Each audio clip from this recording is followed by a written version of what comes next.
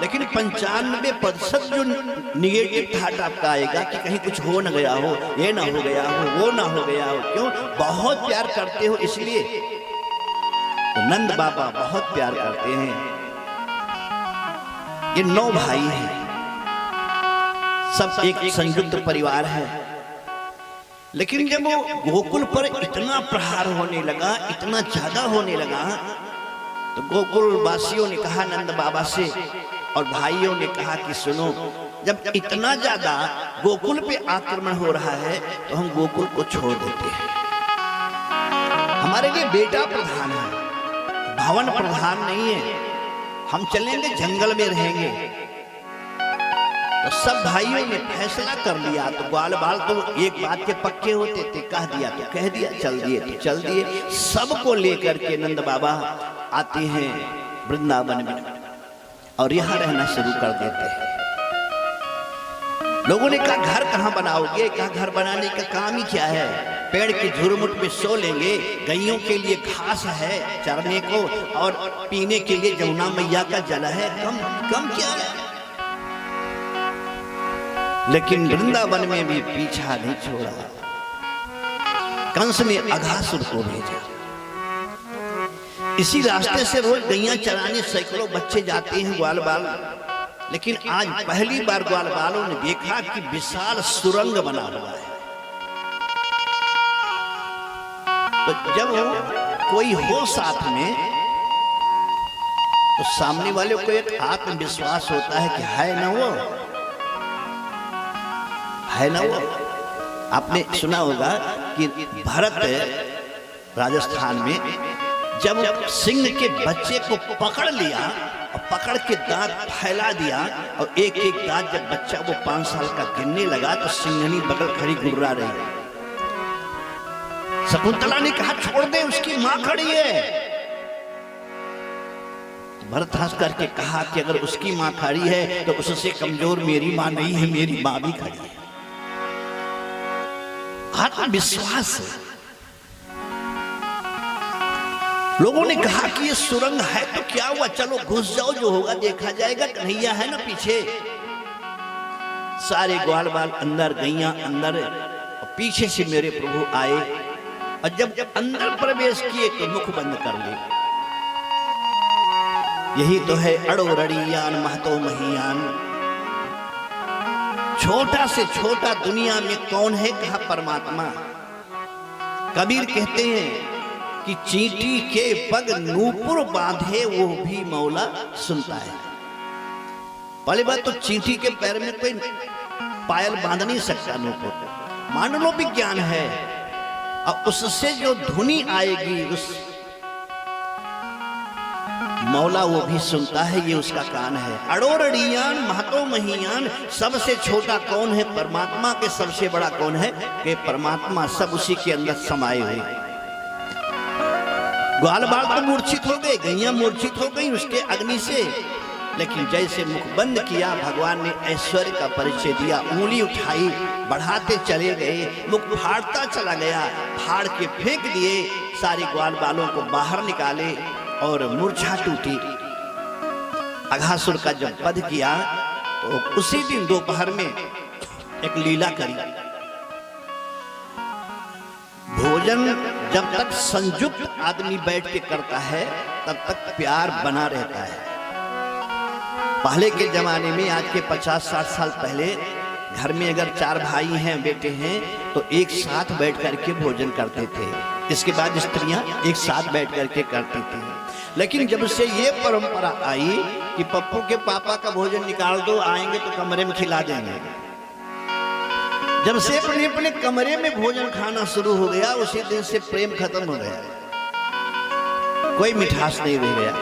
भगवान ने लीला करी है। सैकड़ों ग्वाल बाल दोपहर को जब भोजन करने बैठे तो गोला बनाया, और गोला बना के सारे बच्चे बैठ गए। एक विशेषता मेरे ठाकुर की थी, एक दिन भी अपने घर से कभी भी पराठा बना के लेके नहीं गई। चालू जो होता है ना, वो हमेशा फायदे में रहता है। एक दिन भी अपने घर का कुछ लेके नहीं गए। करते क्या थे, जब सारे बच्चे बैठ जाते थे खोल देते थे अपना अपना पिटारी। और मेरे प्रभु का काम यह था कि उसके बर्तन में से निकाल लिया, पकौड़ी खाया, हाँ ये सही है, उसका निकाला, हाँ तेरा भी सही है। अब 100-150 बच्चे बैठे हैं और एक एक थोड़ा थोड़ा ग्रास अगर लो तो पेट भर गया कि नहीं भर गया। लेकिन आज लीला करनी है। मधुमंगल बहुत गरीब ब्राह्मण का बेटा है। 22 घंटे उसके पिता केवल तपस्या करते हैं, केवल तपस्या। और ब्राह्मण है, अयाची ब्राह्मण है। ब्राह्मण 2 किस्म के होते हैं, एक तो दरवाजे पे जाकर के मांग लाते हैं, और जो अयाची ब्राह्मण होता है वो मांगता नहीं, अपने घर पे बैठा रहता है, कोई ला करके दे दिया तो ठीक है, नहीं दिया तो ठीक है। और ना मांगता है जो, अगर प्रेम मोहल्ले में उसका है परिवार वालों का, तो लोग जरूर चिंता करते हैं, भैया कोई याद दिया कि नहीं दिया, थोड़ा पता कर लो, जाओ थोड़ा दे। अयाची सब बच्चों की प्रशंसा प्रभु कर रहे थे कि वाह तेरी माँ ने तो बहुत सुंदर बनाया, तेरी माँ ने ये बहुत सुंदर बनाया। तो मधुमंगल के अंदर एक भाव जगा कि परमात्मा मेरी माँ भी कुछ मुझे बना करके देती, मैं लेकर के आता खोलता और कन्हैया थोड़ा खाता और कहता तेरी मैया ने बहुत बढ़िया बनाया है, तो हमें कितना अच्छा लगता। वो तो अंतर्यामी है। ये भाव तुरंत पढ़ लिया। और बगल का बैठा एक बच्चा धीरे से कहा सारो कन्हैया, भगवान ने कहा ये मधुमंगल रोज सबका खावे लेकिन घर का कभी न लावे। घूम करके प्रभु ने देखा और कहा मधुमंगल जाके तो अपने मैया को बोल कि कन्हैया कुछ खाने को मांगा है तेरे हाथ का, कुछ दे। दौड़ा, दौड़कर जब लेकर के आया, बीच में जहां बैठा था बैठ गया। क्या लाया?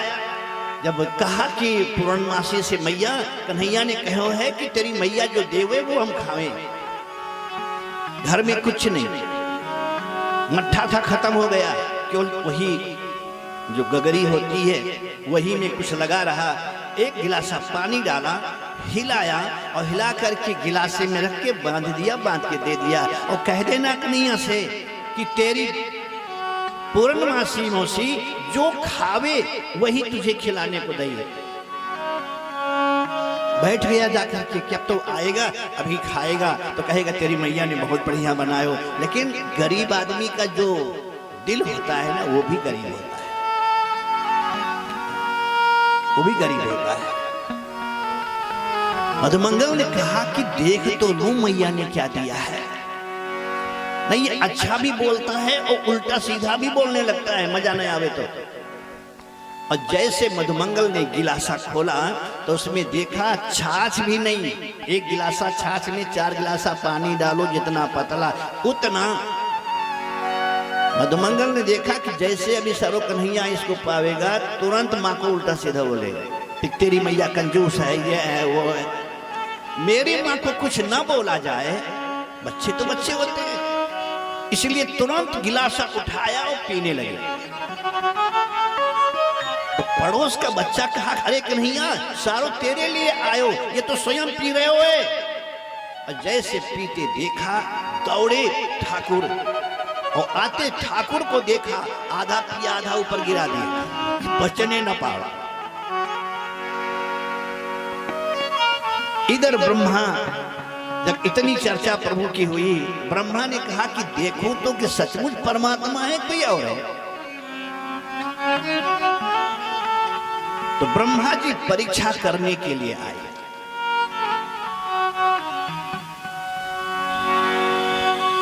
ब्रह्मा जी परीक्षा करने के लिए आए। सारे बच्चे हैं, तब तक मधुमंगल पी चुका है। ब्रह्मा ने देखा तो भगवान ने काम किया, उठा करके मधुमंगल को पटक दिया। बच्चों का खेल बड़ा निराला होता है। पटक दिया और पटक के पेट पर बैठ गए। और मधुमंगल के अगल बगल दही के 2 दाने लगे हुए थे। तो कहा सारू तू ब्राह्मण है, तेरा जूठा खावे तो हम अहीर हैं, हम पवित्र हो जाएंगे। ऐसा सोच करके जीभ से जब अगल बगल का गाल चाटने लगे चाटने जब लगे तो ब्रह्मा ने कहा हाँ यही भगवान है, इतना भुक्कड़ है, जूठे लगे हुए टुकड़े को जीभ से चाट रहा है। दुनिया कहती है परमात्मा है, देवता कहते हैं परमात्मा है, लेकिन दिल नहीं मान रहा है। तो ब्रह्मा ने खेल किया।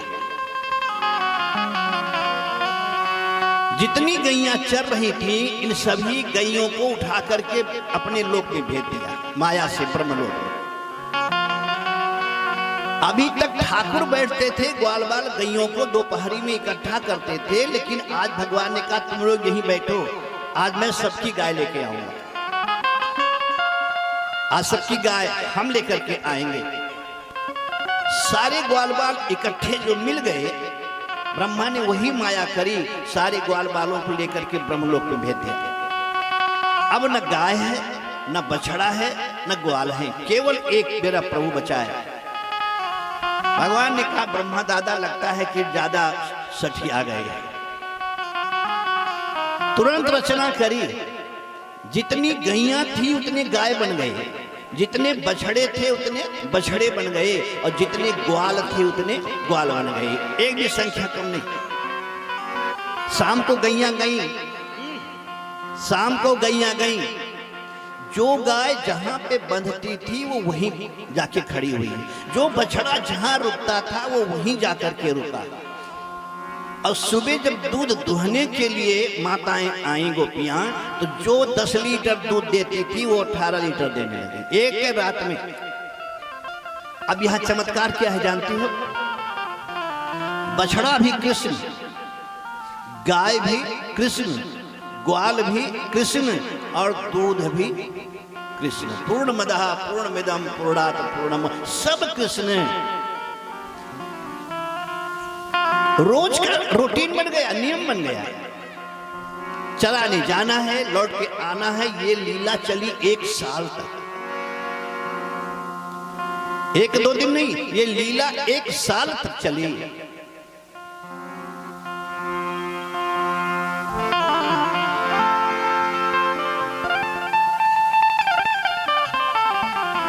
चलो जल्दी करो, चलो चलो।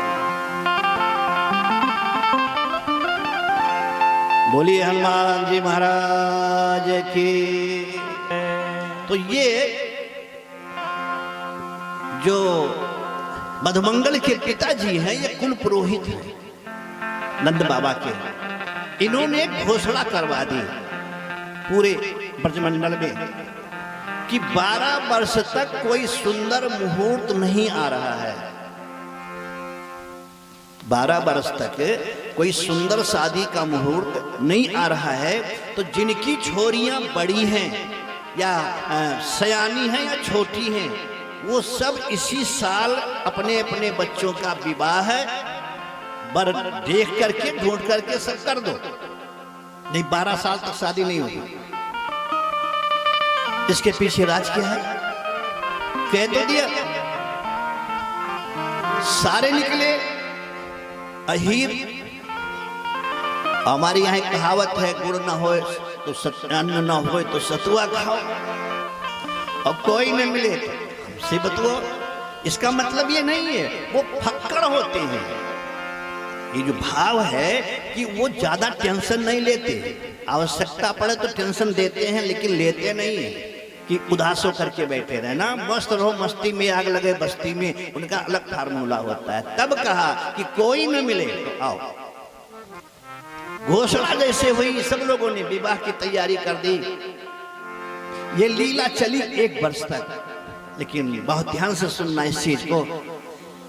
लोग कहते हैं कि ब्रज की गोपियां अपने पतियों को छोड़कर भगवान के साथ चली गई, दीवानी हो गई।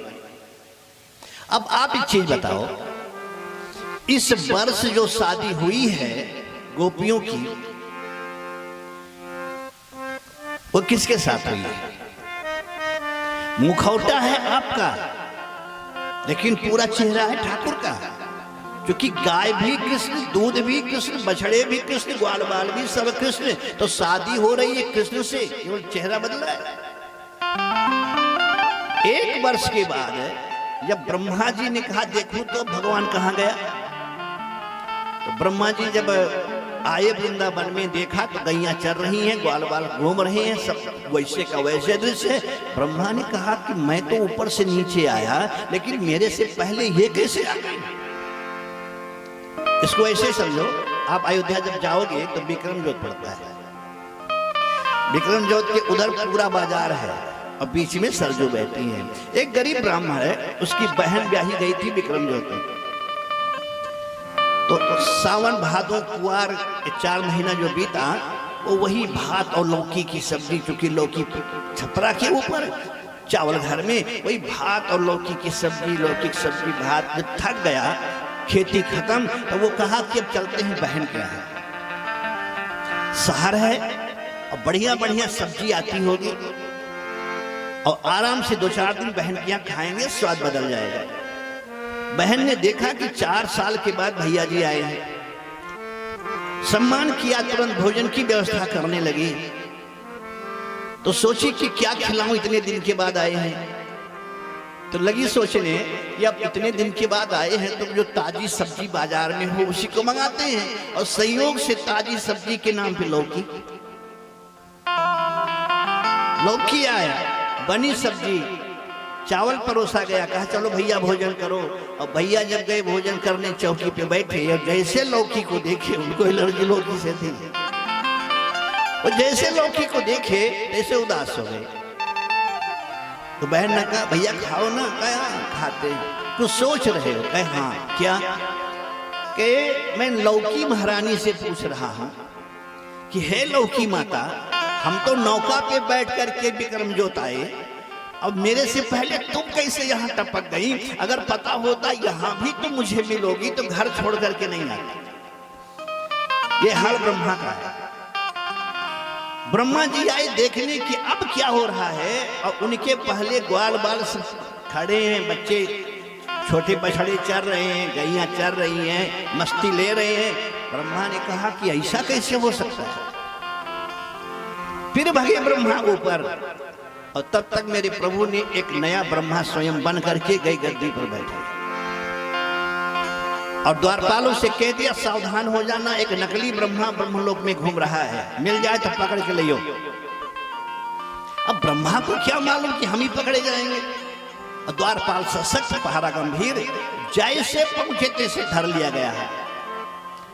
ब्रह्मा ने कहा है मैं तेरा राजा पहचानता नहीं। अरे कहा चुप रहो, तुम कितने बढ़िया राजा हो, बहुरूपिया जी, हम तुम्हें जानते हैं, मेरा राजा गद्दी बैठा है।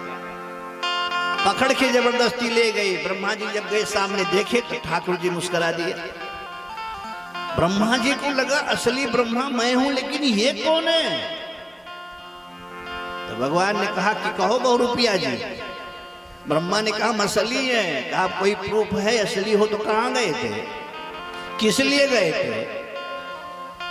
सारे सैनिक राम जी की तरफ, तो धीरे भगवान की तरफ है।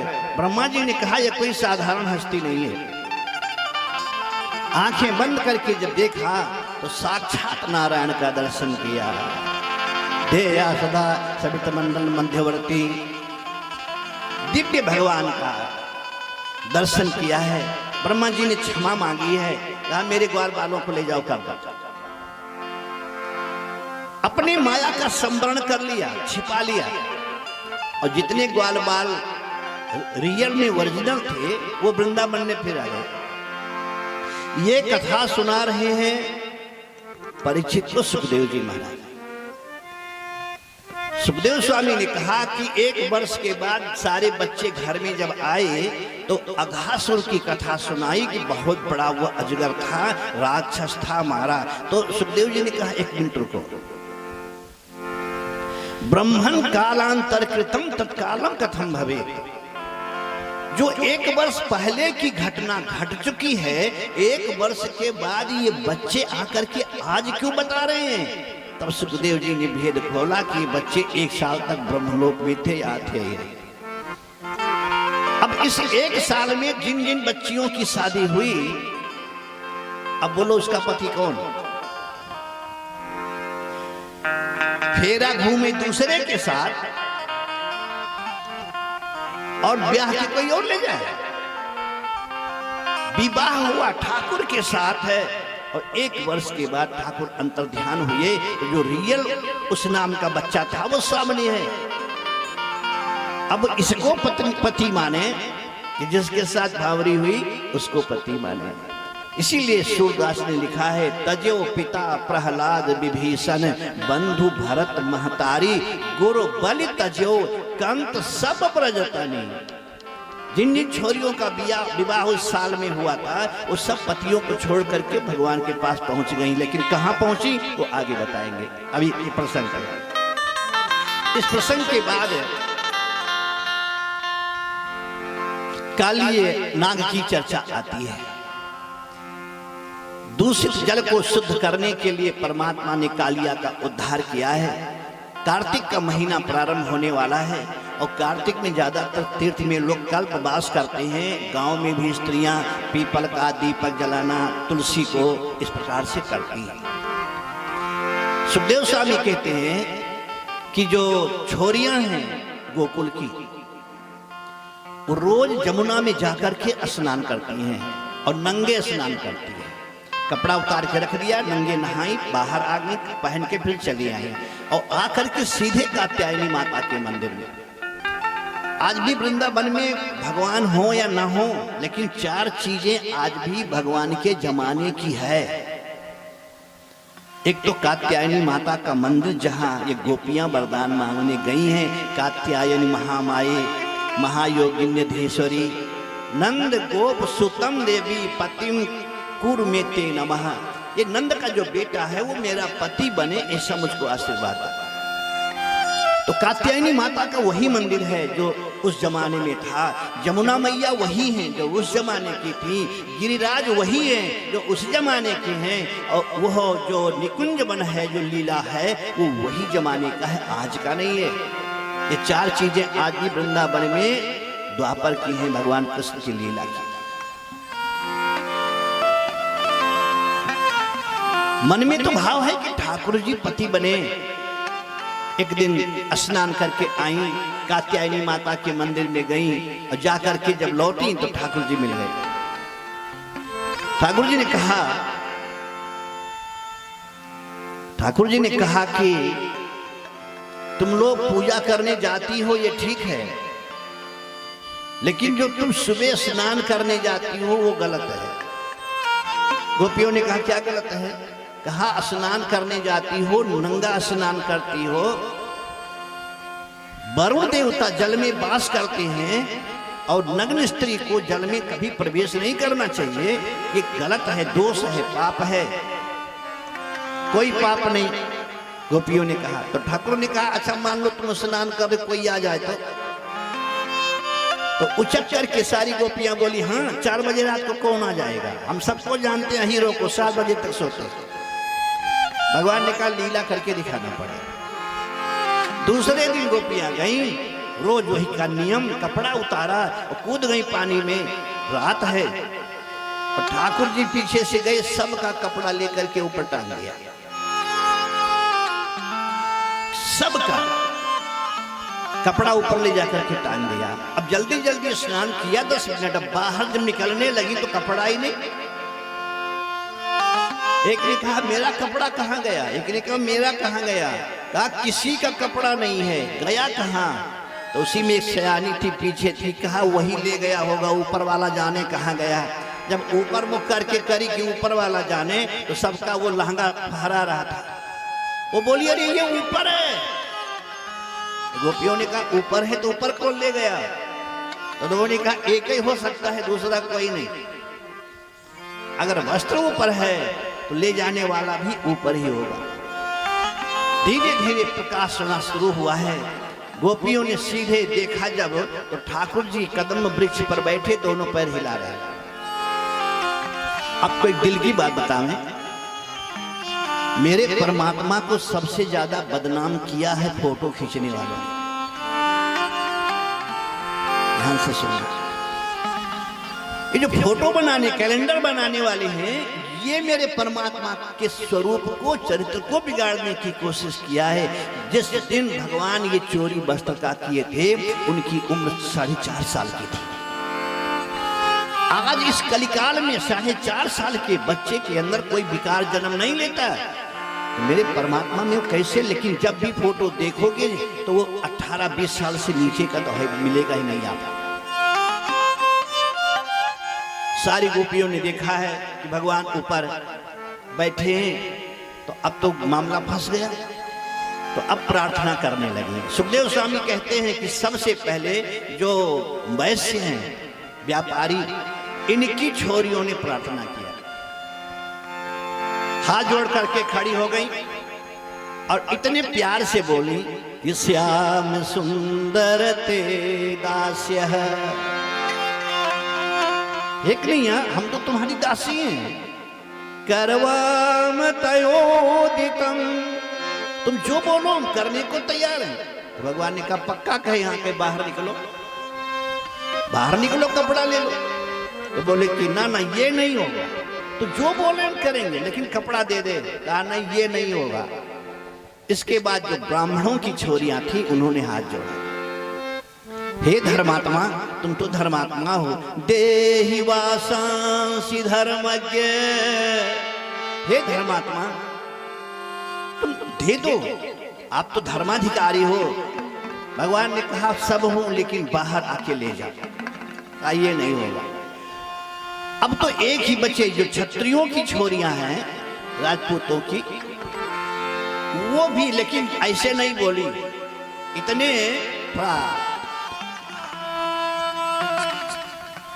डांटने की कोशिश करी। ब्राह्मणों की छोरियों ने तो कहा था कि देहि वासांसि धर्मज्ञ, जब नहीं दिए तो क्षत्रियों की छोरियों ने कहा कि ना चेत राज्य ब्रुआम है, अगर नहीं देते तो बाप से शिकायत करूंगी कि कपड़ा चुरा के बैठा था। भगवान ने कहा दुजा, तू तब जाएगी ना जब कपड़ा पहनेगी, और सवेरा हो रहा है, अभी लोग आना जाना शुरू कर देंगे, तो 12 घंटा इसी पानी में रहना। अगर मेरे बाबा को बोलोगी तो हम कह देंगे बाबा इतनी बड़ी हो गई नंगा नहाती है। हर तरफ से गोपियां फंस गई। तो गोपियों ने हाथ जोड़ करके कहा आप जो बोलो करने को तैयार है। भगवान ने कहा भवत्यो यदि मे दास्यो, अगर तुम मेरी दासी बन रही हो और जो मैं बोलूंगा वो तुम करोगी, मयोक्तम वा, हम जो बोलेंगे वो तुम करोगी, तो हम कहते हैं हमारा कहना मानो। अत्रागत्य, बाहर निकलो, यहाँ पे आओ। अत्रागत्य सवासांसी, हम तुम्हें वस्त्र देते हैं, तुम वस्त्र पहनो।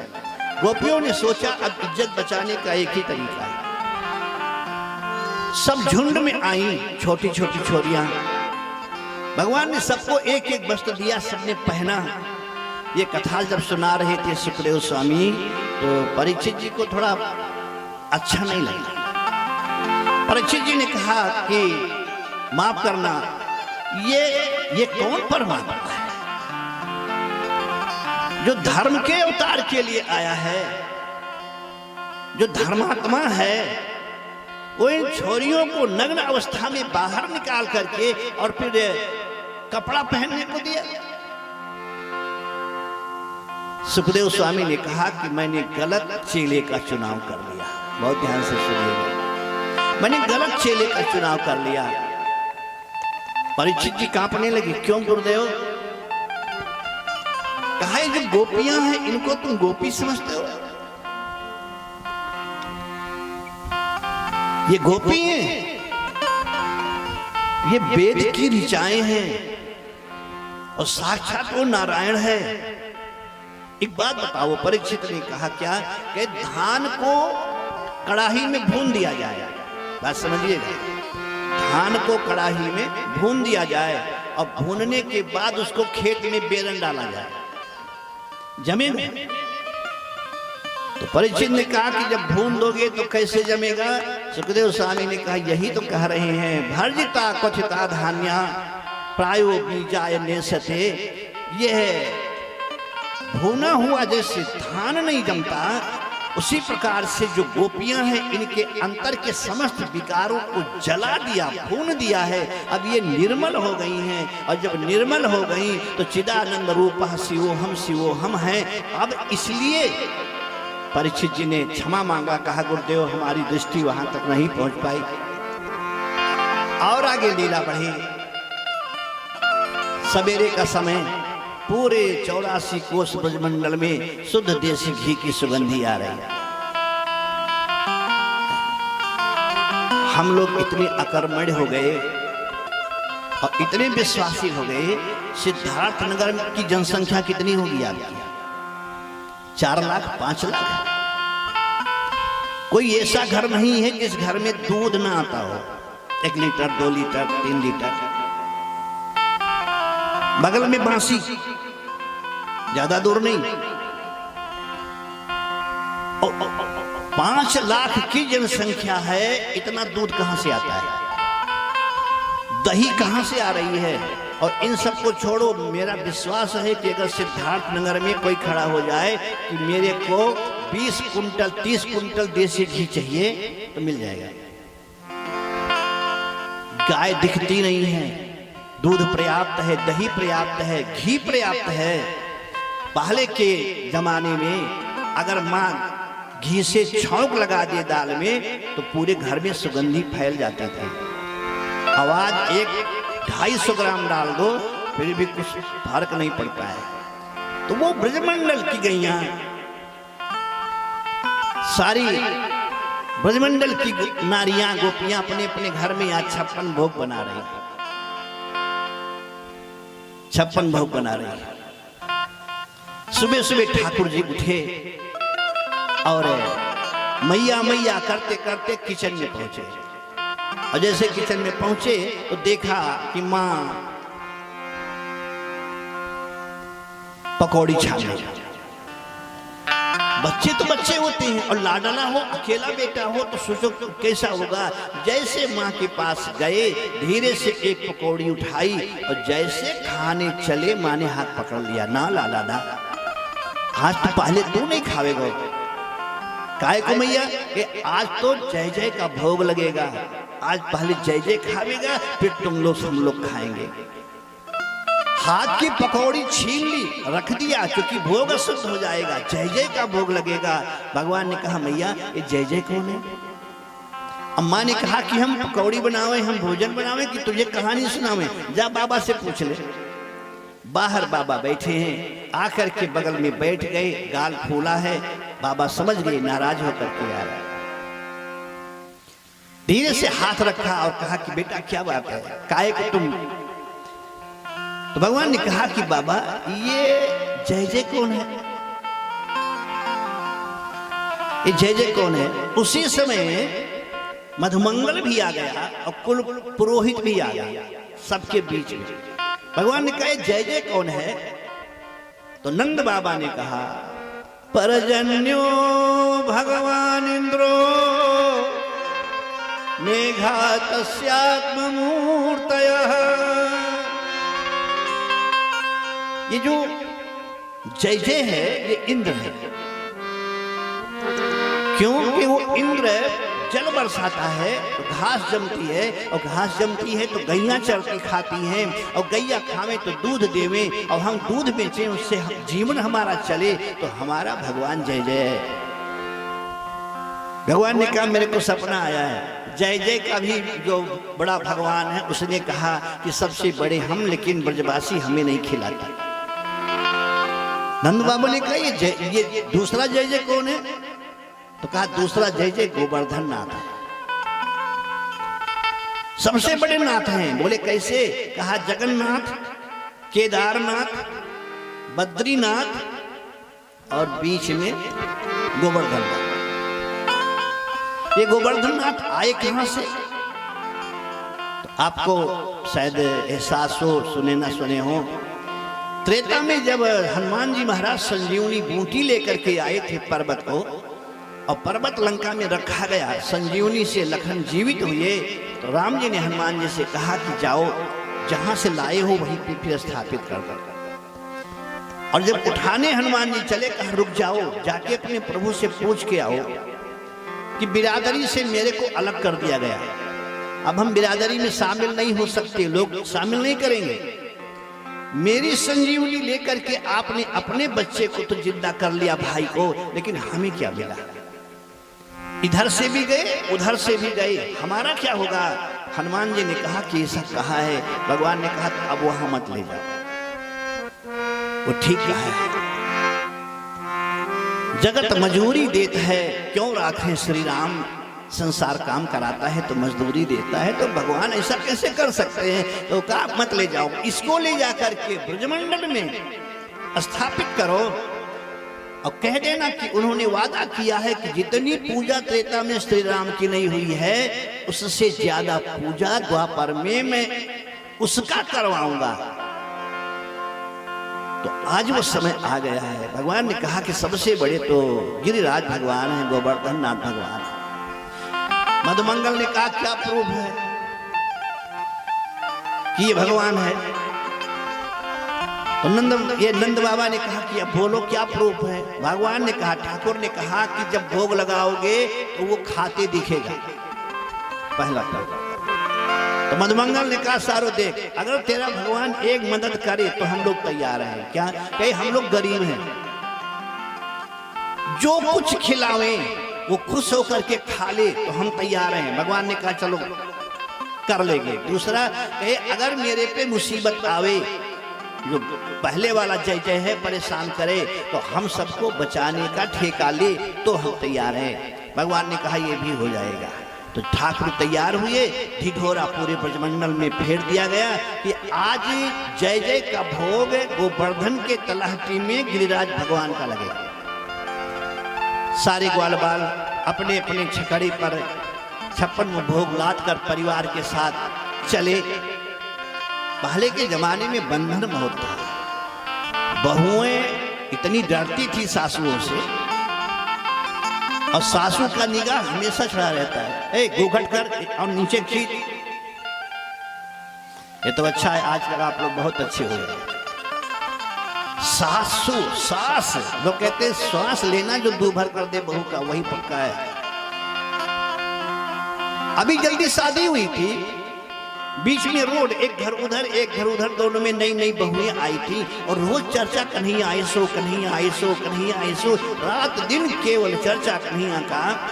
तो सासुओं ने कहा सुन, कन्हैया भोग लगवा रहे हो है गिरवर की तलहटी में, हम सब लोग जा रहे हैं, घर में रहियो, घर से बाहर मत निकलियो, अभी नई नई शादी हुई है, इज्जत की बात है। सासुएं चली गई, लेकिन मन में कुछ हो रहा हो तो कौन रुकने वाला है? इसने सोचा हजारों महिलाएं हैं, सब घूंघट में हैं, और हम भी घूंघट मार के जाएंगे और देख करके पहले आ जाएंगे। सोचकर दरवाजे पे खड़ी हुई, तब तक बगल वाली भी निकली, दोनों एक ही दृष्टि, एक ही विचार। बोली क्या सोच रही है? तो इसने जो कहा, अरे नाय माने मेरो मनवा, अब नाय माने मेरो कनवा,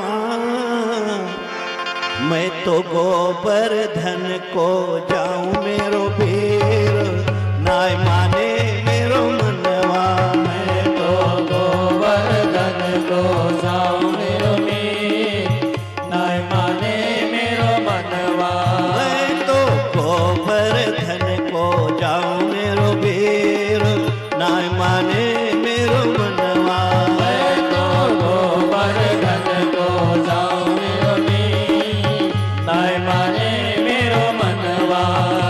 अरे नाय माने मेरो मनवा, अब नाय माने मेरो कनवा, नाय माने मेरो मनवा, अब नाय माने मेरो कनवा, मैं तो गोवर्धन को जाऊं मेरो वीर, नाय माने मेरो मनवा, मैं तो गोवर्धन को जाऊं मेरो वीर, नाय माने मेरो मनवा।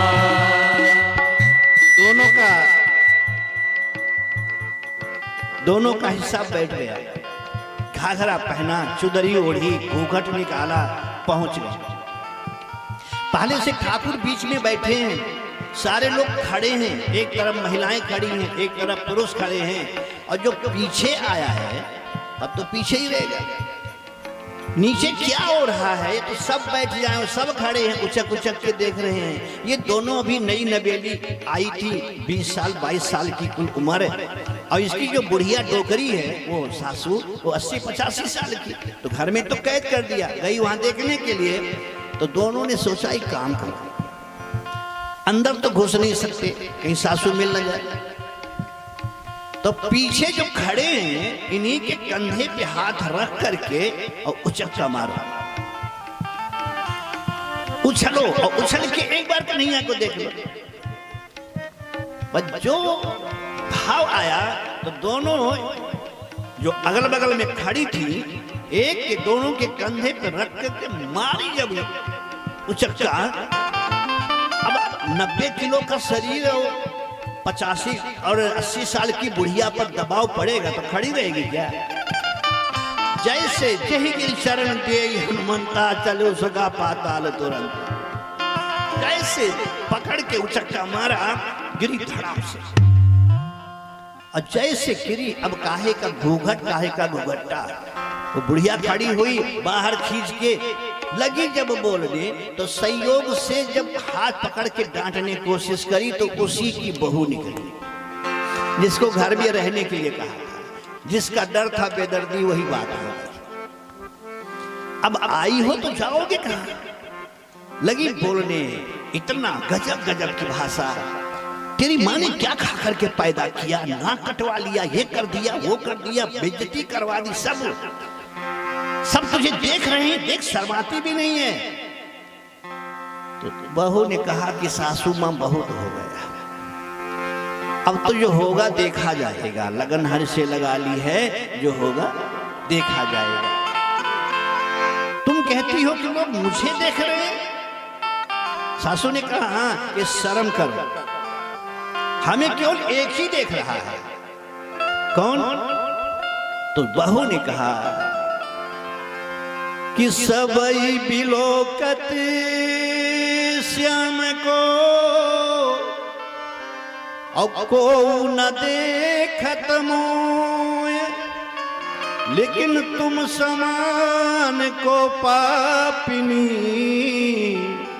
जो प्रभु तजी निरखत मोय। सारी पब्लिक सब देख रहे हैं कन्हैया को, तू मुझे घूर रही है, देख रही है, तुझसे बड़ी पापनी दुनिया में कौन होगी?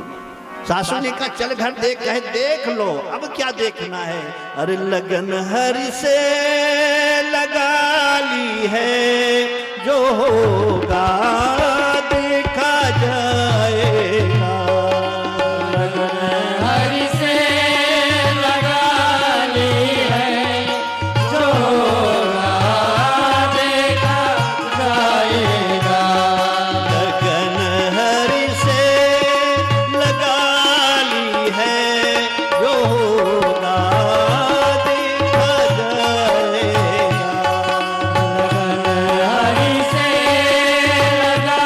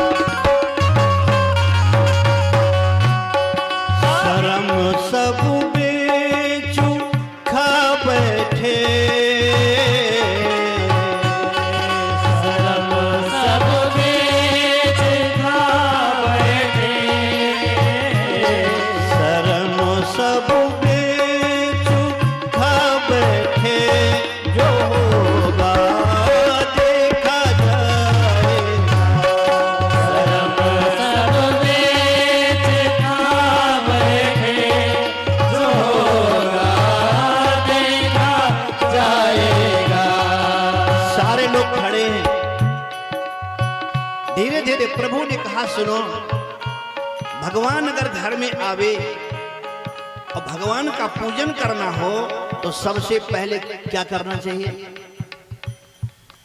ब्याही हुई बेटी जब अपने मायके में आवे तो नियम यह है कि अगर भाभी उसकी है या कोई तो उसके चरण को धोए। यह सौभाग्य लक्ष्मी की निशानी है। चरण धोए। गुरुदेव आपके घर में आवे तो आपका पहला धर्म बनता है कि चरण धोना है। ऐसा नहीं है धोने से कोई छोटा हो जाता है, बड़ा हो जाता है। इतना आग फैलाने वाले कहते हैं कि ब्राह्मण भगवान का सिर है, क्षत्रिय हाथ है, वैश्य पेट है, शूद्र चरण है। अच्छा एक बात बताओ, शरीर में हर एक अंग जरूरी है, लेकिन परमात्मा का हाथ नहीं, परमात्मा का मुख नहीं, सबसे पहले परमात्मा का चरण ही धोया जाता है। सबसे पहले चरण। और आप लोग भी जब किसी बड़े को प्रणाम करते हो तो चरण ही छूना है। ये अलग बात है कि आपने अपना परिभाषा बदल दिया। पहले प्रणाम था, प्रणाम के बाद सलाम आया, सलाम के बाद में नमस्कार आया, और अब ये तीनों बंद हो गए। वो उधर से आ रहा है, ये इधर से जा रहा है, दोनों मिले कहे भैया, और वो भी खत्म हो गया। वो भी हे कर दिया, वो भी हे कर दिए, हो गया सब। एक हाथ से लोग आज भी करते हैं भाई साहब, उनको ये नहीं मालूम है कि एक हाथ से प्रणाम करने का नुकसान कितना है। एक हस्ते प्रणामम चा एका चयु प्रदक्षिणा अकाले दर्शनम विष्णोर हंति पुण्यम पुरा कृतम। एक हाथ से किया गया नमस्कार भाई साहब, एक हस्ते प्रणामम चा और एका चयु प्रदक्षिणा। भगवान नारायण की एक प्रदक्षिणा करो तो पाप लगता है। सब देवताओं का अलग अलग है। शंकर जी सूर्य भगवान की 7 परिक्रमा करना है, गणेश जी की 3 परिक्रमा करना है, शिव की आधी परिक्रमा करना है, नारायण की 4 परिक्रमा करना है, शिव से अर्ध परिक्रमा। लेकिन अब विष्णु भगवान की 1 परिक्रमा किए तो दोष लग गया आपको, क्योंकि एक हस्ते प्रणामम चा एका चयु प्रदक्षिणा, एक बार केवल घूम लिए बस।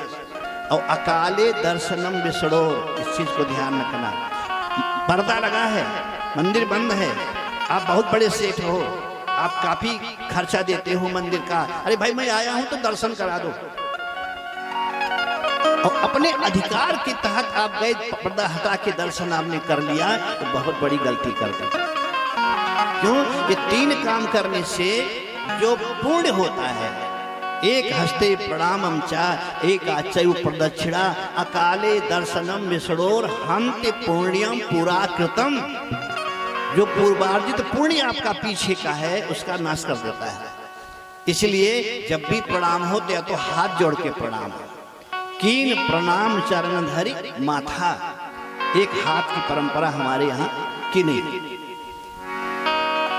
बिना चरण छुए किसी का उद्धार नहीं होना है। ऊपर से नीचे तक सब लोग चरण की ही पूजा करते हैं। भगवान राम जी हो, भगवान ठाकुर कृष्ण हो, लेकिन सबके चरणों की ही गाथा गाई गई है। सबसे पवित्र चरण माना गया है। तो ग्वाल वालों ने कहा कि नहीं, हम तो गिरिराज भगवान हैं तो पहले स्नान कराना चाहिए। कहे कि जाओ जमुना से पानी लो स्नान करो। अब कहाँ जमुना, कहाँ गिरिराज? 20,000 बच्चे खड़े हो गए बाल्टी ले ले करके, ये उसको दिया, वो उसको दिया, उसको दिया। आधा घंटा स्नान कराए, 100 मीटर भी शरीर नहीं भीगा। सारे बच्चे खड़े हो गए, कि नहीं गए हाँ, कि सच में सारो अगर ये गिरिराज तुम्हारा भगवान है तो इससे कहो कि पहले गंगा मैया को प्रकट करो। उतना दूर से जल लाने मजा नहीं आता। भगवान है तो कह दो प्रकट कर दे। भगवान ने कहा तुम सब लोग आंख बंद करो। सारे ग्वाल बालों ने आंख को बंद कर लिया और हाथ जोड़ के प्रभु ने कहा, हे गंगा मैया, ये हमारे बहुत भोले ग्वाल बाल है, इसलिए कृपा करके इनके भोलेपन को स्वीकार करके आप यहाँ प्रकट हो जाओ। थोड़ी जगह खाली थी, सारे ग्वाल बाल आंख बंद किए हैं, तब तक कलकल निनादनी गंगा उसी थोड़ी सी जगह में बढ़ना शुरू हो गई। इनको वृंदावन जाना तो इनको मानसी गंगा कहा जाता है, मानसी गंगा को स्नान। बोल गंगा मैया की। अब गंगा मैया प्रकट हो गई, आंखें खोलो, खोल दिया, ये स्नान करो। ग्वाल बालों ने गंगा से गिरिराज भगवान को स्नान कराया है और स्नान कराने के बाद पूजा करी है। पूजा के बाद परिक्रमा करना है। तो हमारे यहाँ ब्रज के जो संत हैं, तेरी तीन लोक से न्यारी है गोवर्धन महाराज, ओ गोवर्धन महाराज हमारो प्यारो गोवर्धन महाराज, गोवर्धन महाराज हमारो प्यारो गोवर्धन महाराज, ओ गोवर्धन महाराज हमारो प्यारो गोवर्धन महाराज, गोवर्धन महाराज हमारो प्यारो गोवर्धन महाराज। सदा तेरी तीन लोक से न्यारी है गोवर्धन महाराज, सदा तेरी तीन लोक से न्यारी है गोवर्धन महाराज। पूजा करनी है तो आप भी स्नान कर लो।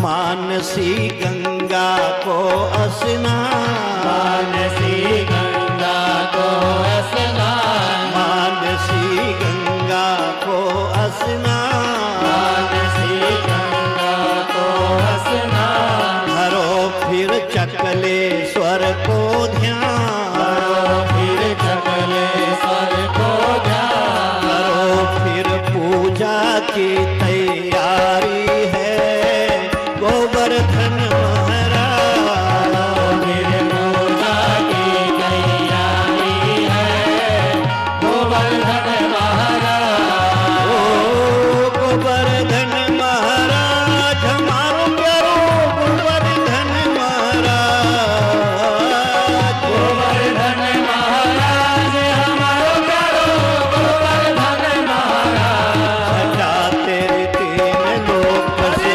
न्यारी है गोवर्धन महाराज, तेरी तीन लोक से न्यारी है गोवर्धन महाराज। ओ गिरिराज भगवान की आनंद। अब तो पूजा हो गई, ए भोग लगाओ भाई। सारे लोग यहाँ खड़े हैं और कम से कम 150 मीटर की दूरी पर ऊपर चढ़ाई पर एक गुफा दिखाई पड़ा, थोड़ा सा खुला। मधुमंगल ने कहा, सारो कन्हैया भगवान कहाँ है? ठाकुर ने कहा, वो जो दिखाई पड़ता है ना थोड़ा, यहाँ वहीं है, वहीं भोग लगाना है। चढ़ गए सब लोग लाइन से, उठा उठा करके जब डालने लगे तो मधुमंगल ने कहा कि सारे तुम्हारा भगवान एक नंबर का भूखड़ है, इतना खा रहे हो? भगवान ने कहा, कितना खा रहे हो? अरे कहा, पूरा डलिया खाली, सब डाल देते हैं। भगवान ने कहा, डाल देते हैं, लेकिन जब डलिया लेके वापस चलते हैं तो डलिया देखना उसका 1.5 गुना भरा रहता है। फिर ऐसो कहे यहाँ कहे तब तो खूब खाए, फिर कोई चिंता नहीं।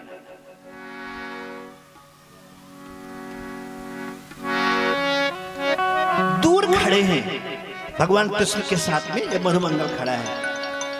जो खिलाया जा रहा है जहां पर, वहां पर भी मोर मुकुटधारी एक वहां बंदा दिख रहा है। ठाकुर गिरिराज भगवान का स्वरूप सारे ग्वाल बाल देख रहे हैं, लेकिन मधुमंगल जो है एक बार उस मूर्ति को देखता है जो ऊपर है, और एक बार ठाकुर को, कन्हैया को देखता है। एक बार फिर ऊपर, एक बार फिर कृष्ण को लगा देखने। तो भगवान ने कहा कि लगता है ये कोई भंडा फोड़ेगा, हाय ये ब्राह्मण का छोरा शांति से बैठ नहीं सकता। तीसरी बार जैसे देखा और फिर नीचे जैसे देखा,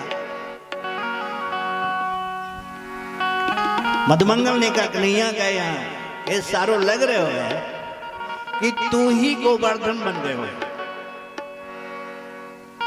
लग रहे हो है कि तू ही गोवर्धन बन गए हो। भगवान ने कहा मैं तेरे साथ में खड़का है ना ना ना, हम कैसे बन गए? कहा मोर मुकुट तेरा। भगवान ने कहा हाँ कि मोर मुकुट उसका, कारो कारो तू, कारो कारो वो, काली कमलिया उसके, काली कमलिया तेरे, तो सारो तू ही बन गए हो है। भगवान ने सोचा इसको ज्यादा देर रखना ठीक नहीं है। काल दिख रहा है ना, बोले हाँ कि चलो अब भोग लग गया, हम लोग पाते हैं। चेंज कर दिया। सारे ग्वाल बाल जब भोजन करने के लिए बैठे प्रसाद पाने को, ठीक उसी समय नारद जी आ गए।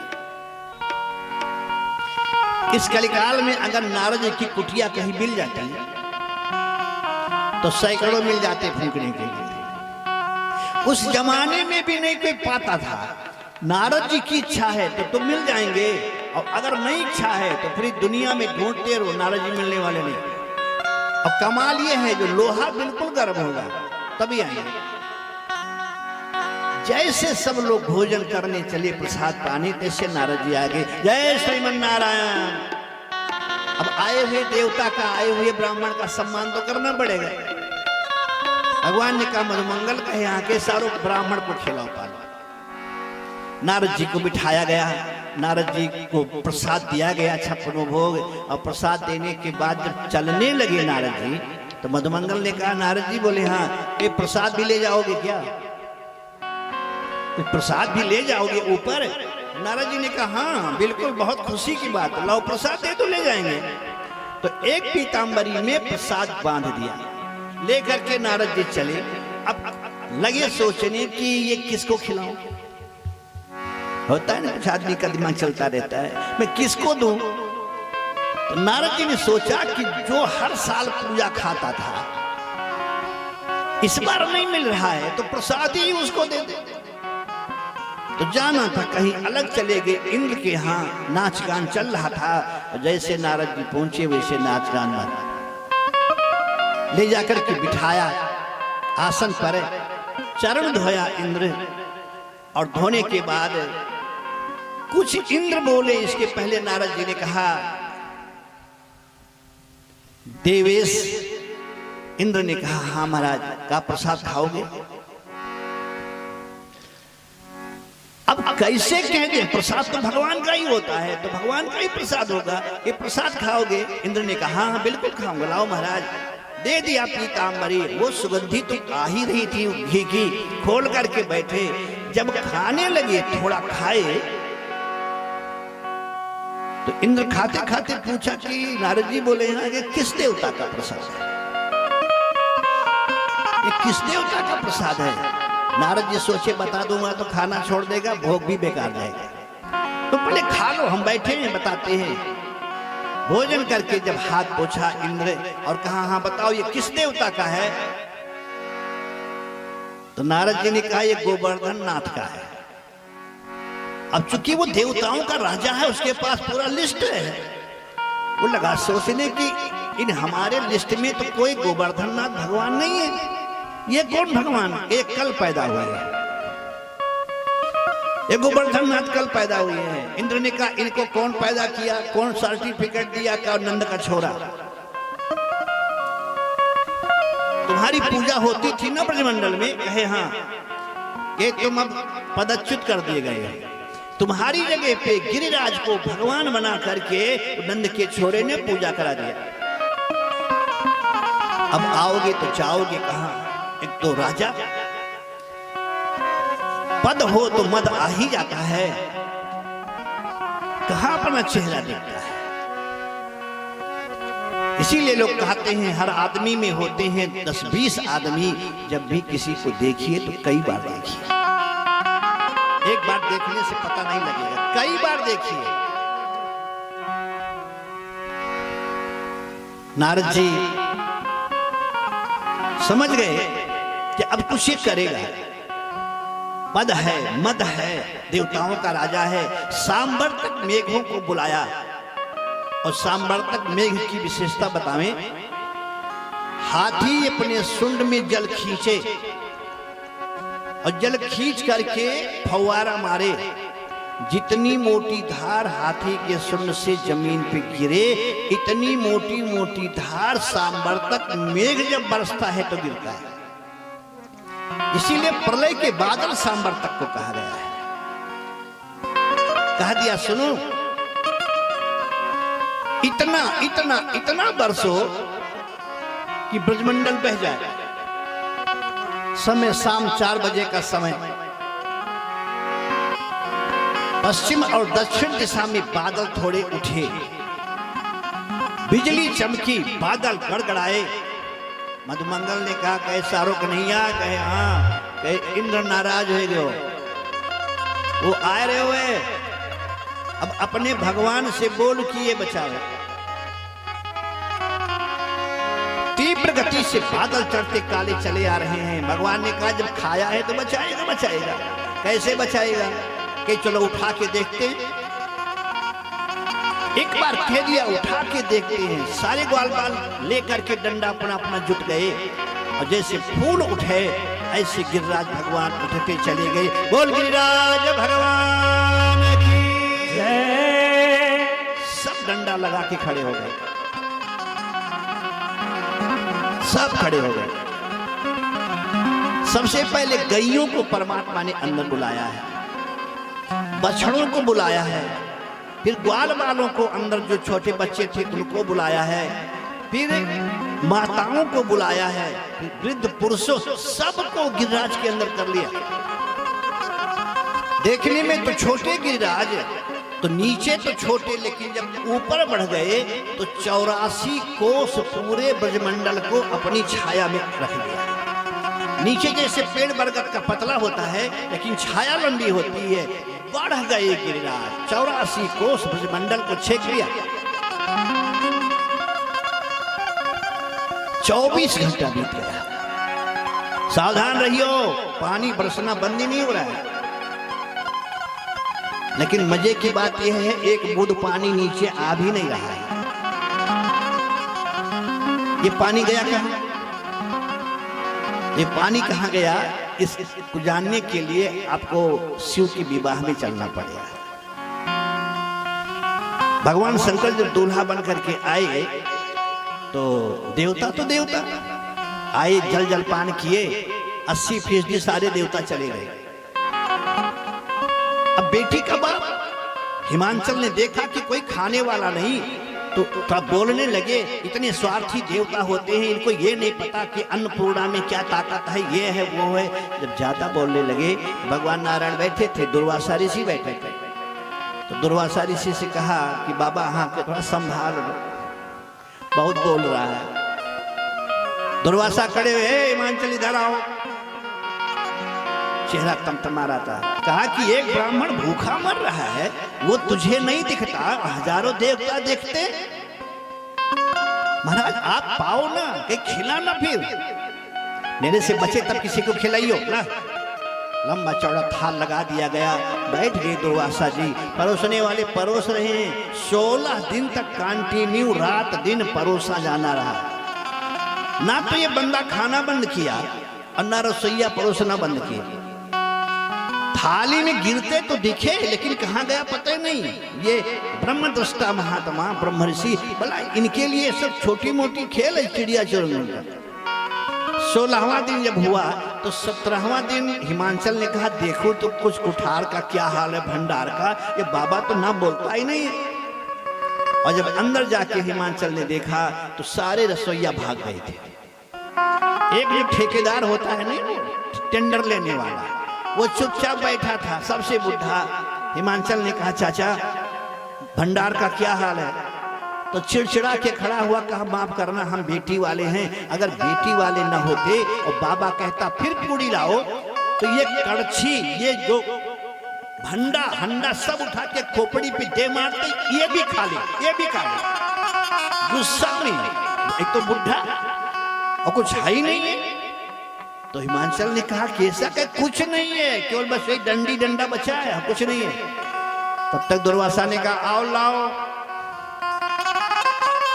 अब और लाओ, तो अब कहां मिले। बिल बिला के हिमांचल बाहर आए, अब तो पसीना पसीना। कहाँ कहे थे कोई खाने वाला नहीं है, कहाँ है ही नहीं है। भगवान नारायण बगल में बैठे थे, धीरे से देखा, हाथ जोड़ा, कहा महाराज बेटी वाले हैं। और ये परंपरा आपकी ही है कि बेटा केवल बाप का होता है। बात को समझना, बेटा केवल बाप का होता है, लेकिन बेटियां पूरे गांव की होती है। बेटा केवल बाप का होता है, लेकिन बेटियां पूरे गांव की होती हैं। आज की बात छोड़ दो, 50 साल पहले चलो, अगर आप बांसी से कोई सिद्धार्थनगर में यहाँ आता और उसकी बेटी यहाँ ब्याही होती तो यहाँ का पानी नहीं पीता। लोग कहते थे ना ना ना, इस गांव, केवल वही बाप ही नहीं, गांव के पूरे लोग, भाई हमारे गांव की बेटी इस गांव में आई है, इसलिए यहाँ का पानी हम नहीं पिएंगे। बेटियां पूरे गांव की होती है, तो बेटी वाला हो, कृपा करो। भगवान जी ने सारे में कहा कि सोने के थाल में तुलसी का पत्ता लेके दे दो तो काम बन जाएगा। तुलसी का पत्ता डाले, आगे खड़े भय कांप रहे हैं। दुर्वासा ने जब तुलसी देखा तो समझ गई कि अब अल्टीमेटम है। भगवान नारायण को देखा, क्या करें? भगवान ने सारा, क्या मान जाओ, बहुत हो गया, चल ठीक है। तुलसी का पत्ता उठाया, मुख में डाला, ए पानी पिलाओ। जो 16 दिन तक खाया है वो पानी कितना दिन पिएगा? भंडार तो बना रखा था, लेकिन गंगोत्री से जल लाना पड़ेगा। तो कांपने लगा शरीर, भगवान से कहा, प्रभु पानी वाला टेंडर आप ले लो, मेरे बस का नहीं। भगवान आए, हाथ जोड़े, कहा ऋषिवर बेटियां गांव की होती हैं, तो बेटी के तरफ से मैं निवेदन करता हूं कि पानी आपको मैं पिलाऊंगा। तो दुर्वासा ने कहा, पिलाओ का अभी नहीं, अभी वेटिंग लिस्ट में आप रहो, एक समय आएगा कि मैं आपको पिलाऊंगा, भर पेट पिलाऊंगा। और जब बादल गरजा, तभी भगवान ने आंख बंद करी, दुर्वासा से कहा, बाबा अब आ जाओ, अब तुम्हारी आवश्यकता है। उठा लिया गिरिराज को ऊपर और दुर्वासा से कहा, ऊपर बैठो, जितना बूंद गिरे 84 कोस ब्रजमंडल में, नीचे नहीं आना चाहिए, रास्ते में सब पी। अगर महात्मा समुद्र को पी सकता है तो ऊपर से आने वाले पानी को नहीं पी पाएगा क्या? 7 दिन कंटिन्यू पानी पीते रहे, एक बूंद नीचे गिरने नहीं दिया। 12 घंटा बीता, सारे ग्वाल बाल परेशान हैं, ठाकुर उंगली लगाए खड़े हैं। मधुमंगल ने कहा, कन्हैया, हाँ के सारों तो थक गए हो, हम लोग तो डंडा लगा के खड़े हैं, लेकिन तू उंगलियां लगा के खड़ा है, तू थक गए हो, लाला तू आराम कर ले। भगवान ने कहा, हम आराम कर ले? कहे हाँ। और कहे ये गिरिराज? तो मधुमंगल ने कहा, अच्छा ये गिरिराज तेरी उंगलियां से खड़ा है, ये हजारों ग्वाल बाल जो डंडा लगा के खड़े किए हैं तो खड़ो है, ये उंगलियां से नहीं खड़ो है। भगवान ने कहा, इनको बताना पड़ेगा कि डंडा पे खड़ो है कि उंगलियां पे खड़ो। तो हमारा आराम कर ले भैया? हाँ आराम कर ले, जहां बैठे तो नहीं लेट गए। सावधान रहियो, कन्हैया सोए रहे हो, बिल्कुल हिलना न चाहिए। सारे लोग डंडा पकड़े खड़े हैं, गिरिराज ऊपर टिके हैं, लेकिन आधा घंटा नहीं बीता, वो 9-9 फुट की जो लठ रहा इनका, वो 7 फुट का हो गया। सारे डंडे घुस गए जमीन में। अब जब डंडा जमीन में घुसेगा तब पहाड़ नीचे आएगा नहीं आएगा? मधुमंगल ने कहा, अंधेरा काहे कह रहे हो?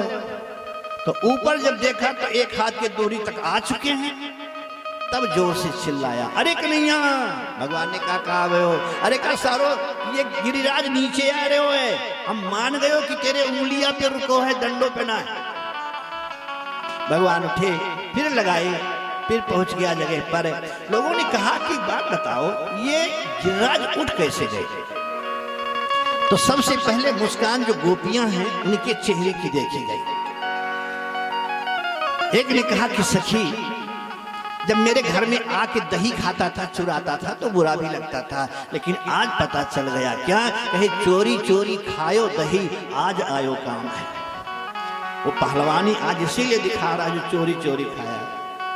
संत से पूछा गया कि तुम बताओ इसको कौन उठाया है? कहा, इसको केवल रासेश्वरी राधा रानी ने उठाई। कैसे? तो कहा कि कुछ माखन को बल भयो, चुरा चुरा के खाया, उसकी ताकत है। कछु गोपन करी सहाय, ग्वाल बाल जो डंडा लिए खड़े इनसे, लेकिन सबसे ज्यादा श्री राधा कृपा कटाक्षते मोहन गिरिवर लियो उठाए। राधा रानी ने कहा कि श्याम ये मेरे इज्जत का सवाल है, झुकना नहीं चाहिए। भगवान ने कहा तमाशा देखो, जब तुमने कह दिया तो हम उठाते हैं। राधा कृपा कटाक्षते मोहन गिरिवर लियो उठाए।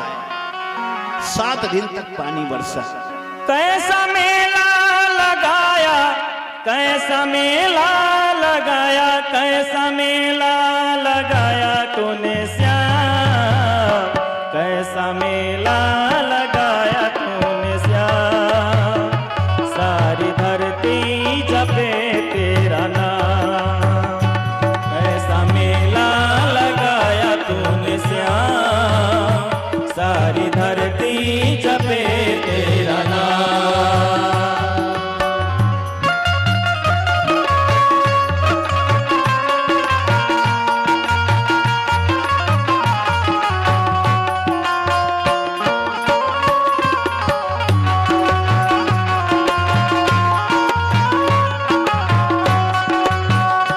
मूसलाधार बरसात में लिया पर्वत उठा हाथ में।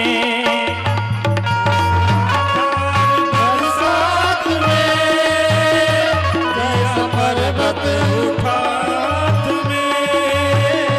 मूसलाधार बरसात में, मूसलाधार बरसात में लिया पर्वत उठा हाथ में, लिया पर्वत उठा हाथ में।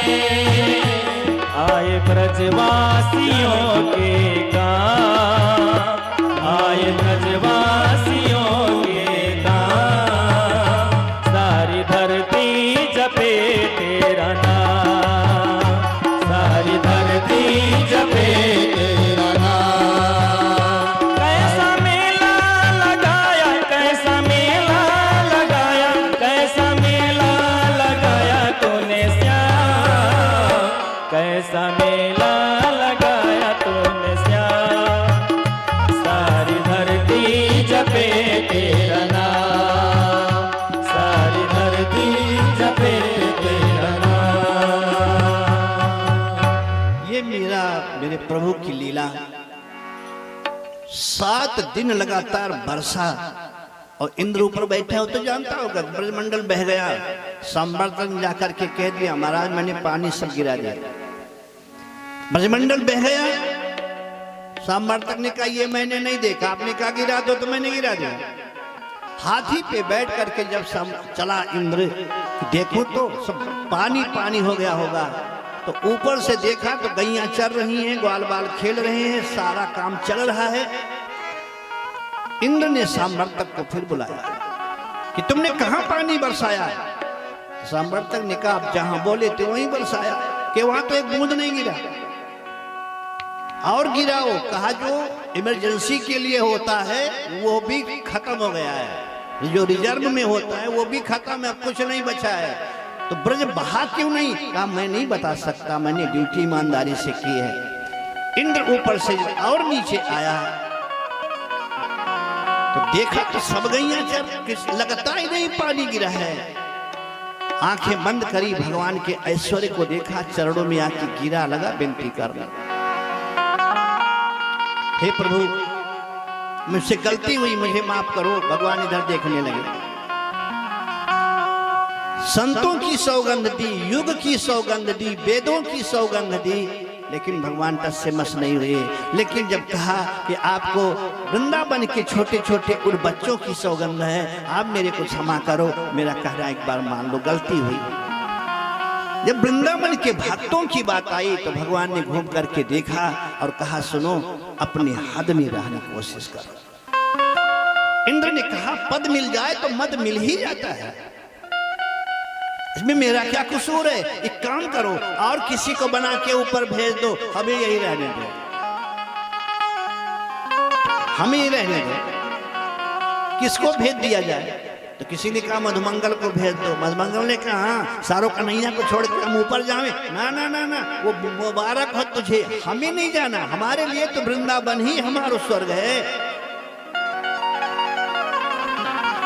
इंद्र का जाने का मन नहीं था, इसलिए इस प्रसंग पर वंदनीय संत राजेश्वरानंद जी महाराज ने एक बहुत सुंदर प्रार्थना लिखी है। इंद्र कर रहा है भगवान से कि जीवन है तेरे हवाले मुरलिया वाले, जीवन है तेरे हवाले मुरलिया वाले, जीवन है तेरे हवाले मुरलिया वाले, जीवन है तेरे हवाले मुरलिया वाले। ए हो मुरलिया वाले, ए हो बसुरिया वाले, ए हो मुरलिया वाले, ए हो बांसुरिया वाले, ए हो मुरलिया वाले, ए हो बसुरिया वाले, ए हो मुरलिया वाले, ए हो बांसुरिया वाले। जीवन है तेरे हवाले मुरलिया वाले, जीवन है तेरे हवाले मुरलिया वाले।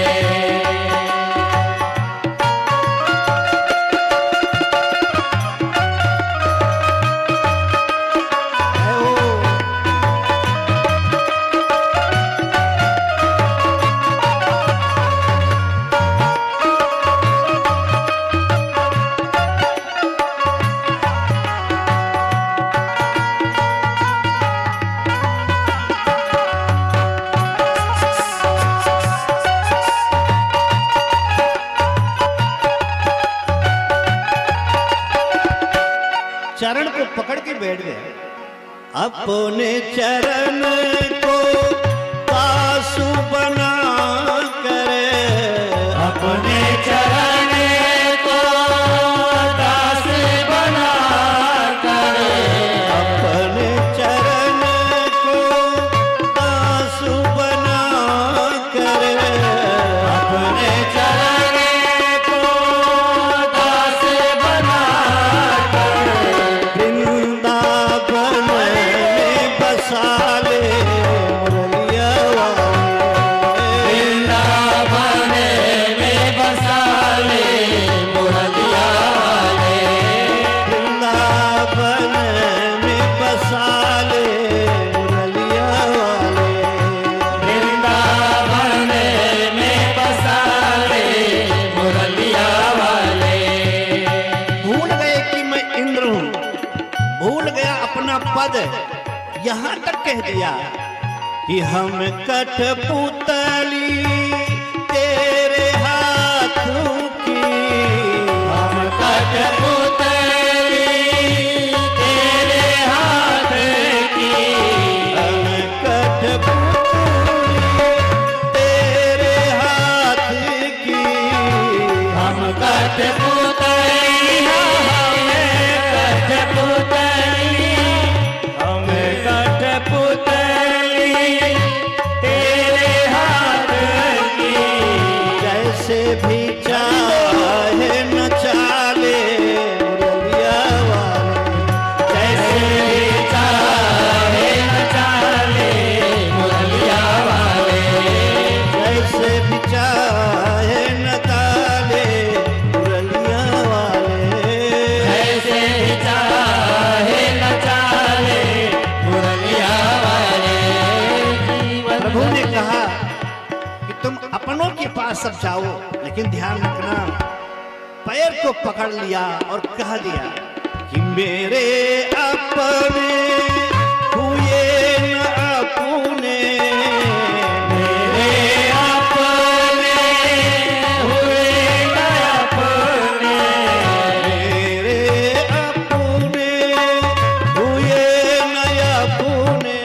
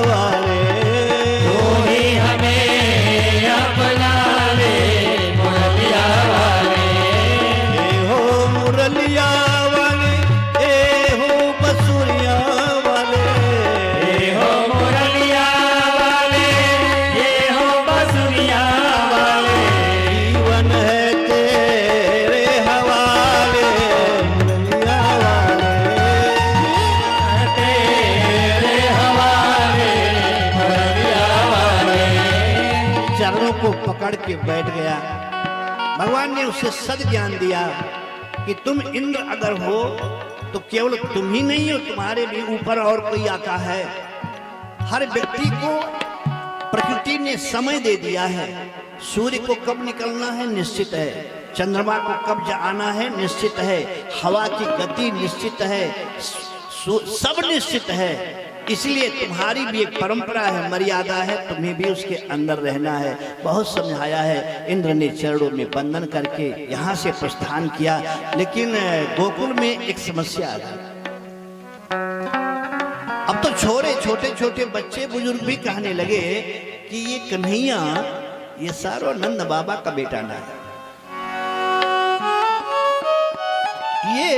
ये कन्हैया जसोदा का बेटा ना है। अब स्त्रियों के बीच में काम बात चली जाए तो छिप सकता है क्या? कोई स्त्री ने सुन लिया कि पुरुष लोग कह रहे थे कि सारो ये कन्हैया जसोदा का बेटा ना है। बात फैलती चली गई, जसोदा जी के कान तक बात गई। लोग कहते हैं कि तेरा बेटा नहीं है। जसोदा जी बहुत उदास हो गई। रात्रि को भोजन बनाया। प्रभु जब भोजन करने के लिए बैठे तो देखा माँ का चेहरा उदास। पता लग जाता है ना कि माँ खुश है कि नाराज है। माँ का चेहरा उदास। तो भगवान ने कहा कि मैया का भयो ना रे ना कन्हैया कछो ना है। कहा ना मैया तू सच बोल, तुझे कसम मेरी का भयो। तो जसोदा ने जो पूछा कोई महिला इस संसार की नहीं पूछ सकती। कन्हैया से पूछा लाला कन्हैया, हाँ मैया एक बात बोल लाला, सच बोलेगा ना? हाँ मैया तू बोले तो मैं सच बोलूं। कि तो सच बताइयो तू किसका छोरा है? तू सच बोलियो तो किसका बेटा है? ताजुब तो ये है, बेटा माँ से पूछे कि मैं किसका बेटा हूं तो बात समझ में आती है। अब आज माँ ही पूछती है बेटे से तो किसका बेटा है? भगवान ने देखा कि मैया की आंख में आंसू है, डर गई है, इसको संदेह होने लगा है। तो किसका बेटा है? भगवान ने कहा कि भैया वो तो तेरा बेटा हूं। जसोदा ने कहा हमें संदेह होए। काहे को संदेह? कहा कि नंद बाबा गोरे, मैं गोरी, तो सारो तो कारो कारो कहां से आएंगे? अगर मेरा छोरा तो नंद बाबा गोरे मैं गोरी, तो कारो कारो कहां से आएंगे? बहुत सीधी है जसोदा मैया, बहुत भोली है। कह दो पूरब को पश्चिम कहेंगे हाँ ठीक है पश्चिम है, दक्षिण को उत्तर हाँ, ये जो कह दो वो हाँ ना नहीं बोलती थी। भगवान ने कहा मैया मैं कारो कैसे हुई? कहे हाँ भैया जब मैं पैदा भयो तो कारो कारो ना रहे हो, तो कारो कैसे हुई? कहा मैया आधी रात को पैदा भयो। मैंने कहा हाँ रे ये बात तो सही है, आधी रात को पैदा, अधियारी रात में पैदा भयो। हाँ रे अधियारी रात में पैदा भयो। और मैया नंगा पैदा भयो। कोई जींस पहन के पैदा होता है? लेकिन बुद्धू बनाने की कला तो ठाकुर से पूछो ना। मैया नंगा पैदा भयो। हाँ रे नंगा तो तू पैदा भयो और तू सो रही थी। हाँ मैं तो सो रही थी। तो आधी रात को पैदा भयो, अधियारी रात को, काली रात में पैदा भयो, नंगा पैदा भयो। तो कारी अधियारी रात मेरे शरीर से चिपक गई, मैं कारो हो गई। उठ करके चूम लिया, गले लगाया, कहा अब विश्वास हो गया तुम मेरा ही बेटा। एक से एक ऐसी लीला कर रहे हैं कि जो जितना सुनो उतना कम है। लेकिन उसमें भी 100 रास मेरे प्रभु ने त्रेता में चित्रकूट में किया था। 99 रास जानकी जी के साथ में 100 रास जब बनाने चले तो एक बार चुन कुसुम सुहाए निज कर भूषण राम बनाए। उसी प्रकरण में वो 100वां यज्ञ पूरा नहीं हुआ, पूरा नहीं हुआ। ये तो एक बहाना था जयंत, लेकिन जयंत को तो काम ने ही बिगाड़ा था। भगवान से काम ने कहा कि तुम कितने भी बड़े क्यों ना हो लेकिन मुझसे बड़े नहीं हो सकते। मैं जब जिसको चाहूं तो उसको पागल बना सकता हूं, बर्बाद कर सकता हूं। भगवान ने कहा सुन ये फार्मूला दुनिया पे लगा, मेरे पे नहीं। बिल्ली चूहे से खाऊं करे, लेकिन शेर से बिल्ली खाऊं नहीं करेगी। तू ठीक कहता है, लेकिन इस चीज हमेशा याद रखना। उसने कहा कि नहीं, मेरा दिल कहता है कि हमारा आपका एक बार हो ही जाए। होता है, आप भी बलशाली हो, हम भी बलशाली हैं, आपके अंदर कितनी ताकत है पता नहीं चलता। यही तो गलती जामवंत ने किया था। त्रेता में भगवान राम जी से कहा कि प्रभु सब लोगों ने तो आपके बाहुबल का परीक्षण कर लिया, लेकिन हम नहीं था पा रहे हैं। और गुदगुदी होती है कि कितनी ताकत है। अब चूंकि चरणों में हूं इसलिए आपसे हाथापाई कर नहीं सकता, लेकिन मन में भाव है कि एक हाथापाई हो जाता तो पता तो लग जाता है। भगवान ने कहा मैं ऋणी हूं तुम लोगों का, तुम लोगों ने मेरा सहयोग किया है।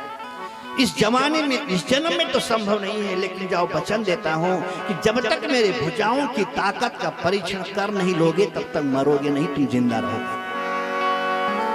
वही जामवंत द्वापर में आकर के बैठे हैं, और वही जामवंत की बेटी जामवती से भगवान ने विवाह किया है अपने ताकत को दिखाकर। तो ये ताकत परीक्षण की बात होती रहती है। काम ने कहा हमें 2 चीजें दे दो, 3 चीज, तो मैं आपको दिखा दूं कि तुम बड़े हो कि हम बड़े हैं। शर्त लगा, क्या चाहिए? तो सबसे पहले काम ने कहा कि 12 महीने में एक दिन ऐसा होता है कि लगता है कि साक्षात चंद्रमा जमीन पे उतर आएगा। वो दिन है शरद पूर्णिमा की रात। आपने देखा होगा ये जो आश्विन पक्ष होता है ना कुआर का, जिसमें आप लोग व्रत रहते हो, उसकी जो पूर्णिमा है, पूर्णिमा का दिन रात आप देखोगे लगता है चंद्रमा जमीन इतना निर्मल और सुंदर होता है। काम ने कहा मुझे वो शरद पूर्णिमा की रात्रि दे दो। भगवान ने कहा जाओ दिया। 12 बजे रात्रि का समय दे दो। भगवान ने कहा जाओ ये भी दिया। उसने कहा सैकड़ों स्त्रियों के बीच में मैं तुम्हें देखना चाहता हूं। भगवान ने कहा ये भी दिया। कहा इतना कर दोगे तो मैं दिखा दूंगा कि तुम बड़े हो कि मैं बड़ा।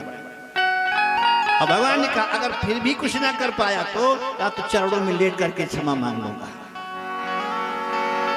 ठीक शरद पूर्णिमा की रात्रि आई। 11:30 बजे मेरे प्रभु ने कदम वृक्ष पर पहुंचे जंगल में और बंसी उठाई। निसम्य गीतं तदनंग वर्धनं ब्रजश्रियः कृष्ण गृहीत मानसा। 11:30 बजे में मुरली बजाई और मुरली में इतने गजब गजब की आकर्षण का मंत्र बोला, धुनी बजाई कि सब गोपियां उठ करके अपने घर परिवार को छोड़ करके जंगल की तरफ चली। अब सब गोपियों में सबको न ले लेना, सब गोपियों में सबको न ले लेना। जिन लोगों का विवाह उस वर्ष हुआ था वही केवल धुनी सुनी और वही मोहित हुई और सब लोग धीरे धीरे धीरे चली गई। कदम वृक्ष को सैकड़ों स्त्रियों ने घेर लिया। ठाकुर जी बजा रहे हैं। मुरली बजाना जब बंद किया तो देखा कि एक नहीं सैकड़ों खड़ी हैं। नीचे उतरे और सबसे पहले धन्यवाद दिया। स्वागतम भो महाभागा। ये गोपियां हम तुम्हारा स्वागत करते हैं। स्वागतम भो महाभागा प्रिय किंकरवाणी वह। तुम लोगों का स्वागत है, आई हो, बोलो तुम्हारे लिए प्रिय क्या कर सकता हूं। तो गोपियों ने कहा सच में हम लोगों को बुलाया है, इसलिए कहता है क्या स्वागत कर सकते हैं। लेकिन फिर अचानक शब्द बदल गए। भगवान कहते हैं कि ब्रजस्यानामयं कश्चिदि ब्रूतागमन कारणं। तुम्हारा स्वागत है, आई हो, लेकिन 12 बजे रात को घर परिवार छोड़कर जंगल में क्यों आई हो। गोपियों ने कहा गजब का है, पहले तो बुलाता है और जब सामने आ गए तो कहते हैं कि क्यों आई हो। एक गोपी नहीं बोली। भगवान ने कहा ओ समझ गया समझ गया। तुम लोगों ने कभी रात में जंगल नहीं देखा है कि चांदनी रात में जंगल कैसा लगता होगा। आओ हम दिखाते हैं। सबको लेकर के चले गए। छन करके चांदनी आ रही है। भगवान ने कहा ध्यान से देखो, इस चांदनी को ध्यान से देखो। रजन ने खा घोर रूपा, इसको देखो। इस प्रकार के फूल पे चांदनी आती है, ऐसे लगते हैं, ऐसे लगते हैं, सब बता दिया। सब गोपियों ने देखा कि कुछ बोला नहीं। और एक चीज ध्यान रखना, जो बहुत बकबक करता है उसके विषय में पूरी कुंडली हर कोई बना सकता है, लेकिन जो बोलता ही नहीं है वो सैकड़ों को चुप करा सकता है। इसीलिए कहा गया है कि एक चुप्पा 100 वक्ता को पराजित कर सकता है। मैंने सुना है, आपने भी सुना होगा कि अकबर ने बीरबल से कहा कि बीरबल जब तू इतना बुद्धिमान है तो तेरा बाप कैसा होगा। अब चढ़ करके बीरबल बोल दिया, अरे महाराज मेरे बाप जैसा विद्वान तो यहाँ कम से कम 50 कोस में कोई नहीं है। ऐसा बोले हैं कि तो कल बाप बोले। अब बीरबल घर पर आए, बोले कि पिताजी हाँ कल अकबर आपको बुलाया है। पिता ने कहा क्यों? कहा मैंने कह दिया कि 500 कोस में तुमसे बड़ा विद्वान कोई नहीं है। तो पिता ने कहा अंगूठा छाप मैं, पान बेचने वाला मैं, मेरा फांसी दिलवाएगा। अरे मैं क्या बोलूंगा उस राजा के आगे। बीरबल ने कहा कि न बोलना, चुप रहना। कि कब तक चुप रहूंगा? कहा बिल्कुल चुप रहना, मुख ही ना खोलना, आगे मैं संभाल लूंगा। आदेश तो आदेश। आकर के बैठे, लोगों ने सम्मान किया। बीरबल के पिताजी आए हैं, बहुत बड़े विद्वान हैं। तो अकबर ने धीरे से पूछा कि कोई तकलीफ तो नहीं है? बोलने नहीं, मौन रहना है। पत्नी घर में ठीक ठाक है? कितने पैदल आए हो? अब 5 प्रश्न किया, एक बार भी हूं हां नहीं किया। तो जो लोग बैठे थे हंसने लगे। तो अकबर को फील हुआ कि ये सब हंस रहे हैं मेरे बेवकूफी को देखकर, ये तो बोलता ही नहीं है, कुछ तो चला जा रहा है।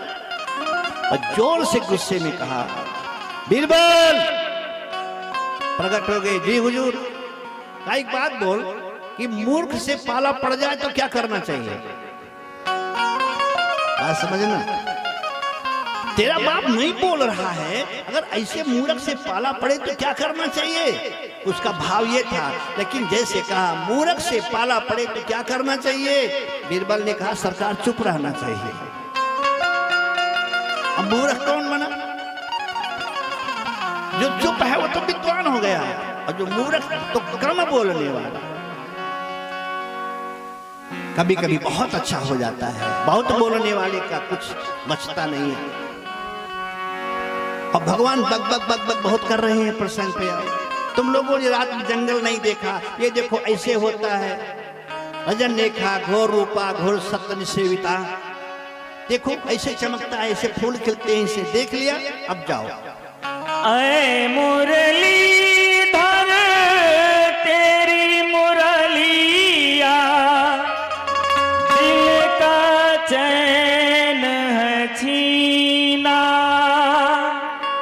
ऐसा मीठा दर्द दिया है, मुश्किल हो गया जीना। तेरे डोर मुझको तो खींचे, तेरे डोर मुझको तो खींचे, आओ तेरे पीछे पीछे। तेरे डोर मुझको तो खींचे,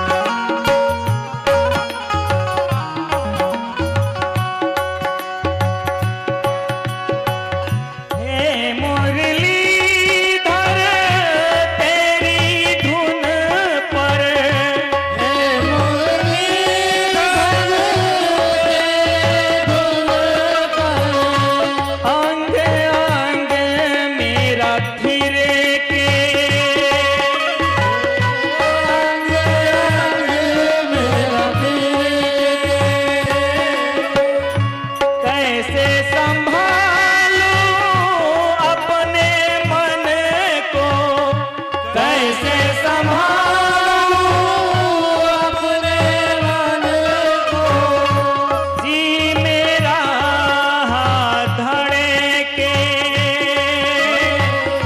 जी मेरा धड़के,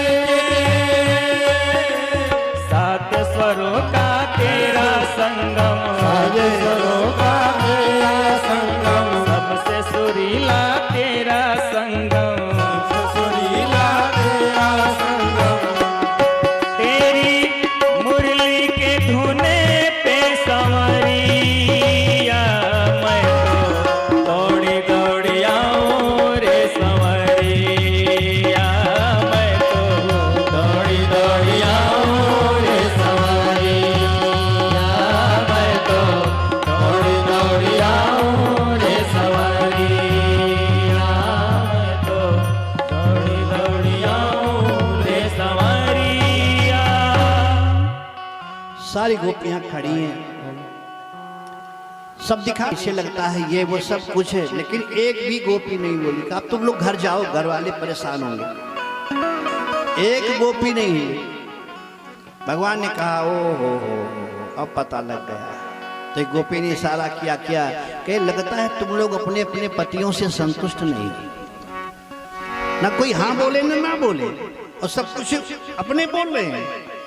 लगता है तुम लोग अपने अपने पतियों से संतुष्ट नहीं हो, तुम्हें आओ हम एक कथा सुनाते हैं।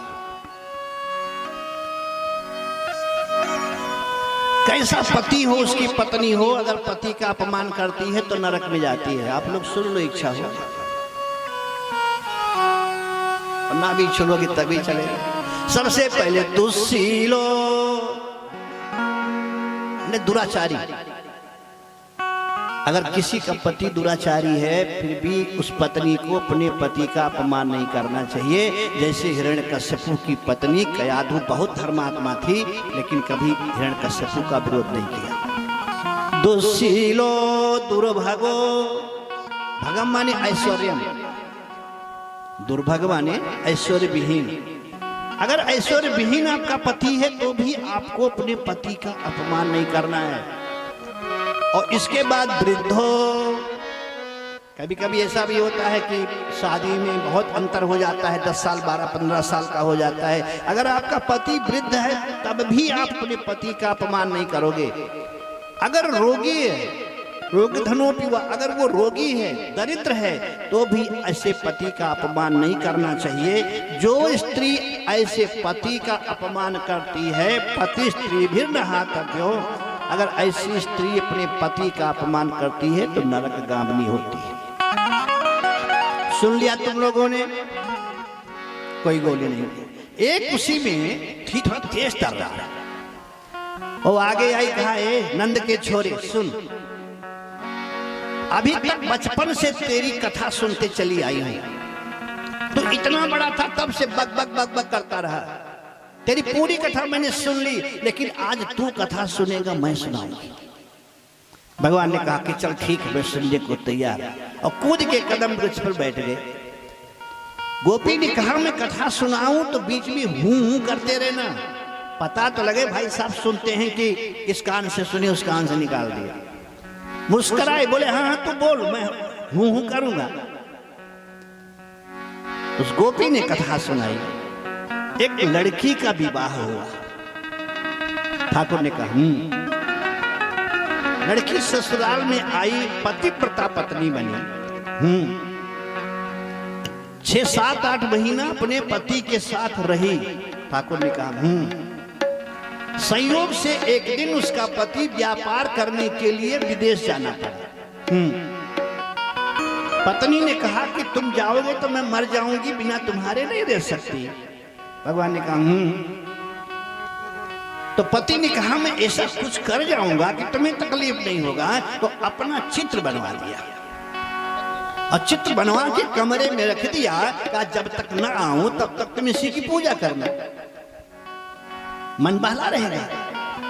पति का कहना मान गई, पति चला गया। 6 महीने के बाद सुबह 8 बजे आया, अंदर से कुंडी बंद है। भगवान ने कहा अब वो दीपक लेके उस मूर्ति वाले पति की आरती कर रही है। जय जय पति देवा स्वामी, जय जय पति देवा, जो मर्जी तुम खाओ हमें खवाओ मेवा। ओम जय जय पति देवा। अब आप बताओ, 6 महीने से जिस पति की आरती कर रही है हाथ में लिए, ठीक उसी समय दरवाजे पे खटखट की आवाज हुई और कहता है खोल फाटक, मैं आ गया। मैं खड़ा हूं, फाटक खोल, मैं आ गया। भगवान ने कहा हूं, तो गोपी ने कहा हूं नहीं, अब उत्तर दो कि 6 महीने से जिसकी आरती कर रही थी, आरती कर रही है, आरती करे कि रियल में जो उसका पति दरवाजा खोलवा रहा है दौड़ के दरवाजा खोले। तो भगवान ने कहा कि जब असली आ जाए तो कौन नकली को गले लगाता है? कौन होता है बुरे वक्त के हालात में शरीक, मरते दम देखा है आंखें भी पलट जाती है, पलट जाती है। जिन चिराग की छाया में पूरी रात आप रहे, कौन याद रखता है बचपन के दोस्तों को, मुसीबत के दोस्तों को? कहे सवेरा होते ही चिरागों को बुझा देते हैं लोग। भगवान ने कहा जब असली आ गया तो नकली का काहे पूजा करना? सारी उछल पड़ी गोपियां, कहा जय हो, यही तो सुनना चाहते थे। असली आ जाए तो नकली को काहे स्वीकार करना? मतलब है कहा तू असली है इसलिए मैं तेरे पास आई हूं, नकली को छोड़। तेरे साथ भावरी फेरने से इतना तो एहसास हो ही गया था कि जो आया है वो नकली है, असली तू मेरा है, अब मैं तेरे पास आई हूं। भगवान ने कहा अगर इतना प्यार है, इतनी श्रद्धा है तो चलो मैं तुम्हें स्वीकार करता हूं। सब कहती हैं एक बार मुझे गले लगा लो। भगवान ने कहा ठीक है,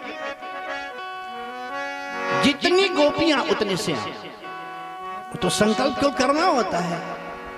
और ये श्याम और काम के बीच का लफड़ा चल रहा है। काम ने कहा बस सावधान रहना, अब आ गए हो रास्ते पर। जितनी गोपी उतने श्याम। काम मुस्कुराया, कहा बेटा घबराओ ना, अभी बताते हैं।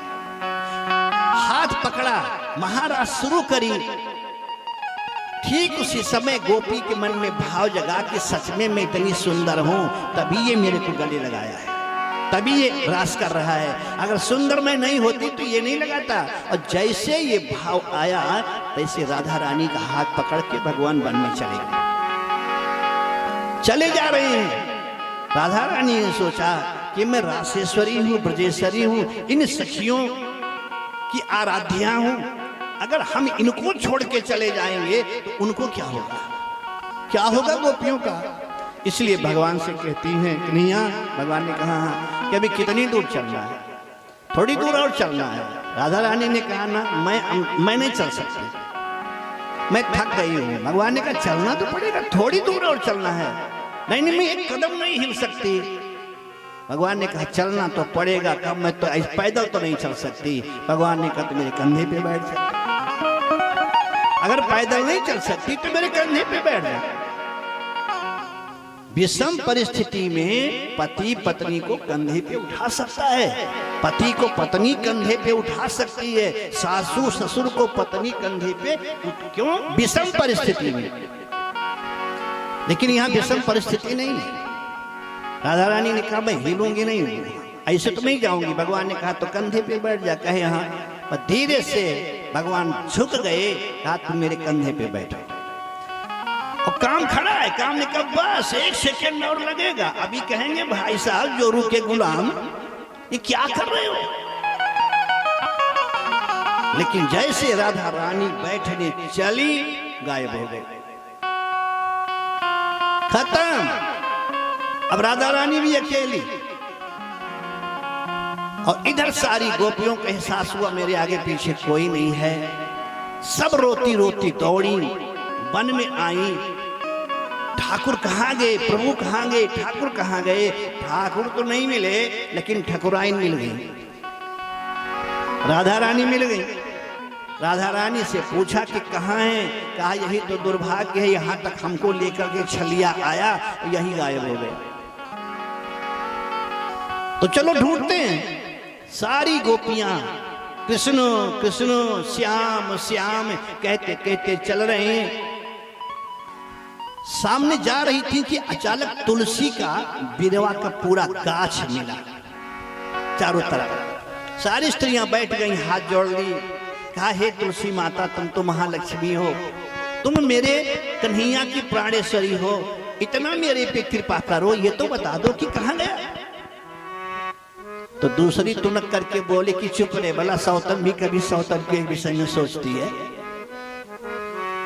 और आगे चले, विराट पीपल का पेड़ मिला, खड़ी हो गई, हे वासुदेव, तुम साक्षात नारायण हो, तुम वो बोलो मेरा श्याम कहां गया।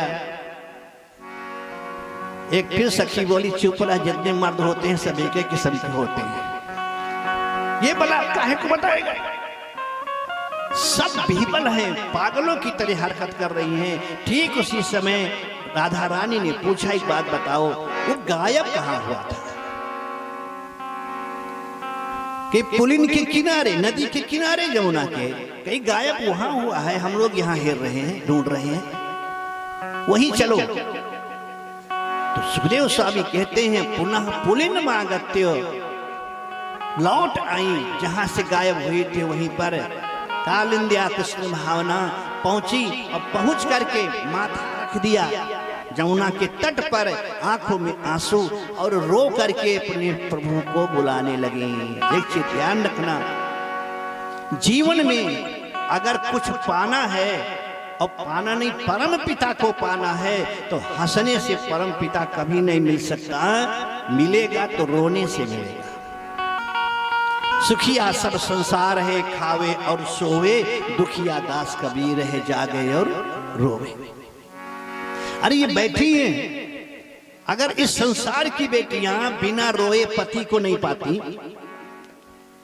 कोई ऐसा है कि जो रोई ना हो विदा होते समय? हमें तो नहीं लगता, इतना कोमल दिल वाली महिलाएं होती हैं, बेटियां होती हैं, माँ बाप का घर छोड़ना पड़ रहा है, बिना रोए डोली पे बैठ हो भी सकता है भाई, लेकिन दिल नहीं मानता, जरूर आंखों में आंसू आया होगा। तो अगर ये सब बिना रोए अपने पति को नहीं पाती, तो आप बिना रोए जगत पति को कैसे पा सकते हो। इसलिए कहते हैं कि कभी रहीमन हंसना छोड़ दे, कर रोने से प्रीत, बिन रोए कित पाइयो प्रेम प्यारो मीत।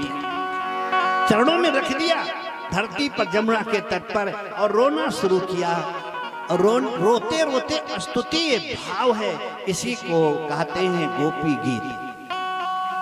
श्रीमद् भागवत का ये प्राण है, 16 श्लोक हैं, आइए उसमें एक दो आपको सुना देते हैं। जयति तेधिकं जमना ब्रज, स्वयत इंदिरा सस्वदत्र ही, जयति तेधिकं जमना ब्रज, स्वयत इंदिरा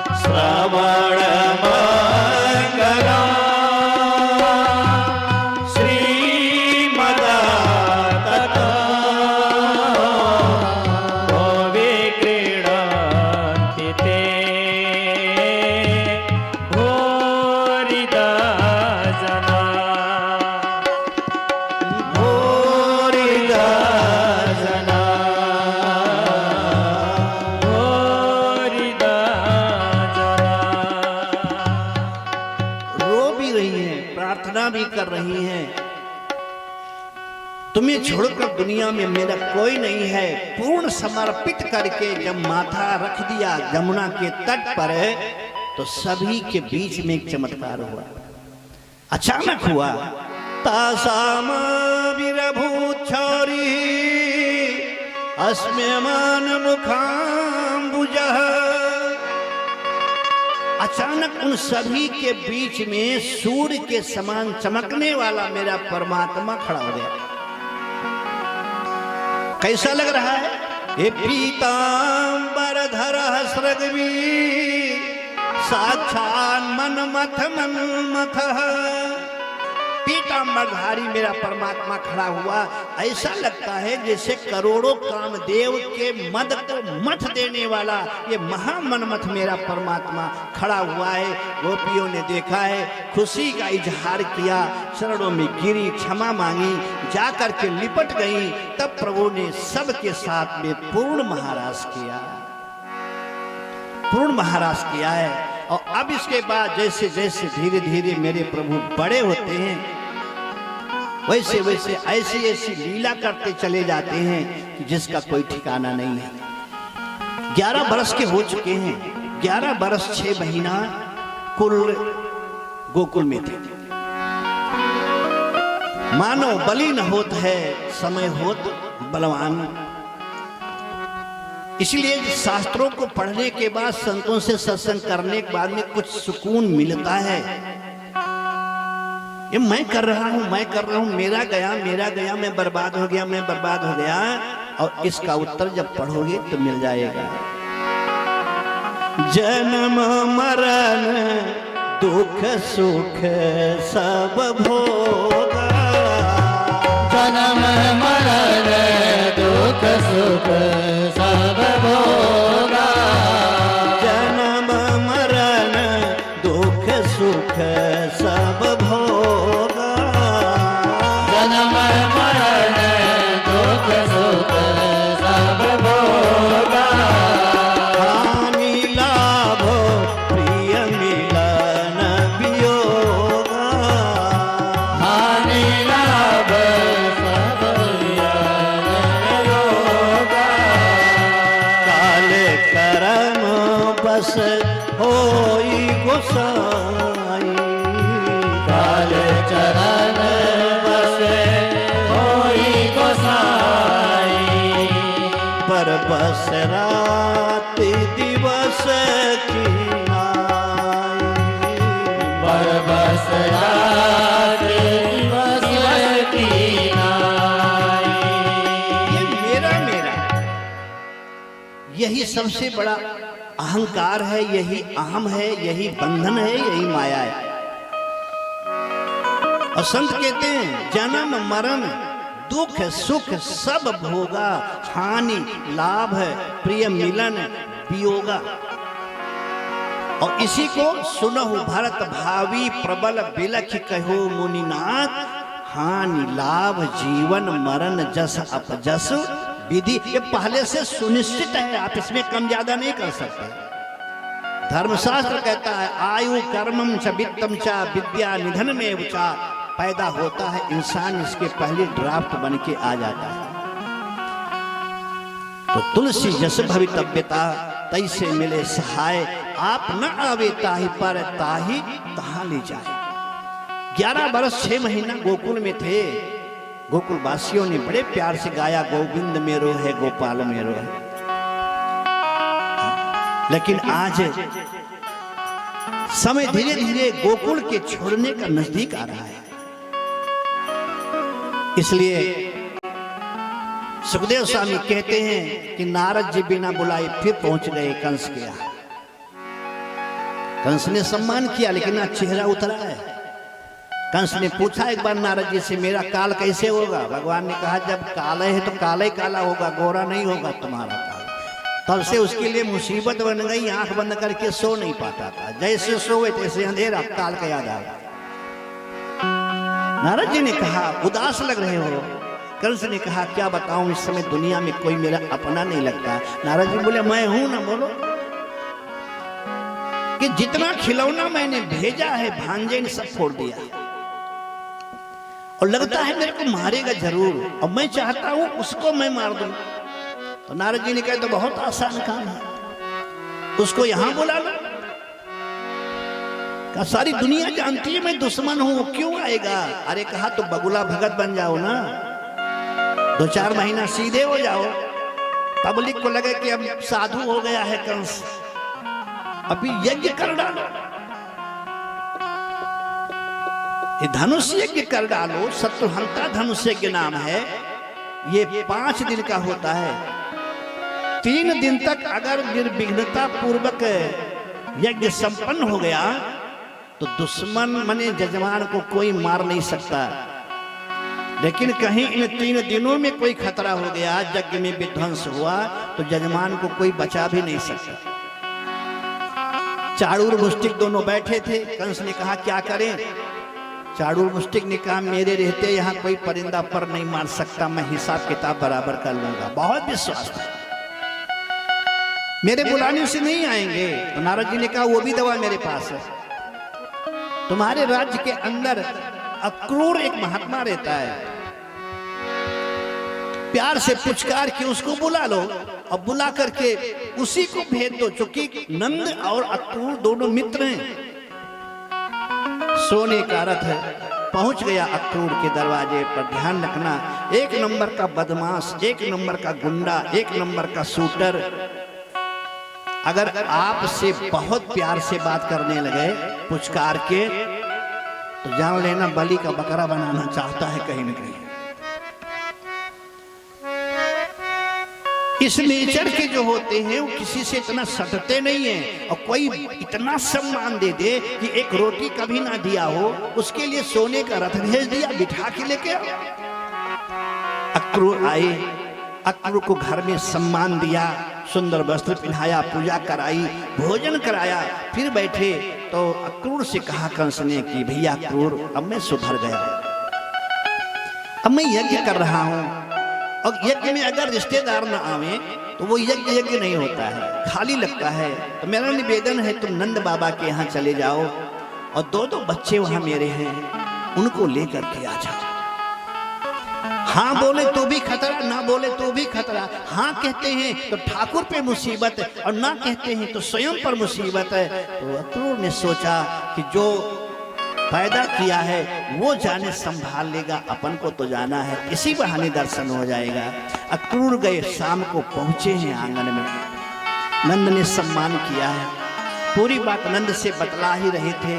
जसोदा खड़ी होकर के सुन रही थी, आई और धीरे से कहा अक्रूर भैया तुम्हारा नाम अक्रूर किसने रखा? अब तो अक्रूर घबरा गए कि तुम्हारा नाम अक्रूर किसने रखा? क्यों कि तुम्हारा नाम अक्रूर नहीं, तुम्हारा नाम क्रूर होना चाहिए। तो नंद बाबा हंसने लगे, क्या बोल रही हो? कहा सच में जब पूरे ब्रजमंडल में हर आंगन में किलकारी गूंजती थी तो मेरा आंगन सूना था, अपने सीने पे पत्थर रख करके रोते रोते रात में सो जाती थी। हे परमात्मा, छोटे से बड़े हर घर में बच्चों की किलकारी है, मेरा घर इतना अभागा है कि मैं इतना अभागन हूं कि एक बेटा मुझे नहीं मिल सकता। परमात्मा ने मेरी सुन ली, मेरे को बेटा दिया। अब आज जब मेरा बेटा इतना बड़ा हो गया तो उसको भी लेने वाले आ गए, उसके भी खरीदार आ गए। अक्रूर नहीं बोल पा रहे हैं। तो नंद बाबा ने कहा जसोदा एक बात बताओ, अपने घर में गौरैया तमाम घोंसला लगा के बैठी है। कहा हाँ, कि सच बताना ये गौरैया अपने बच्चों के मुख में चारा कब तक डालती है? कि जब तक उड़ने न लगे। माँ ने कहा। तो नंद बाबा ने कहा सुनो, अब तुम्हारा कन्हैया छोटा नहीं है और कन्हैया को डरना भी नहीं है। क्यों? अरे 6 दिन का था, छठी के दिन भी मार दिया इतनी बड़ी राक्षसी पूतना को। अब तो 11 वर्ष 5 महीने से ऊपर का हो गया है। और एक बात बताऊं, जसोदा ने कहा क्या? कहे जब कमर में करधनी बांधकर, फेंटा कस कर, कांधे पे काली कमलिया रखकर, मोर पंख लगा के जब मथुरा में चलेगा झूमते हुए, तो लोग पूछेंगे किसका छोरा है? तो लोग कहेंगे जसोदा मैया का छोरा है। तो तुम्हारा भी नाम लोग जान जाएंगे। पलझाना आ जाए तो ये लोग बहुत जल्दी पलझ जाएंगे। बुद्धि होना चाहिए पलझाना में।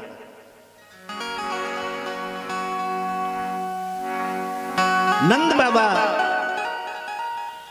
ऐसा बताए। यशोदा रानी ने कहा चलो ठीक है, अगर ऐसा है तो हम तैयार हैं, लेकिन मन में संशय बसा हुआ है।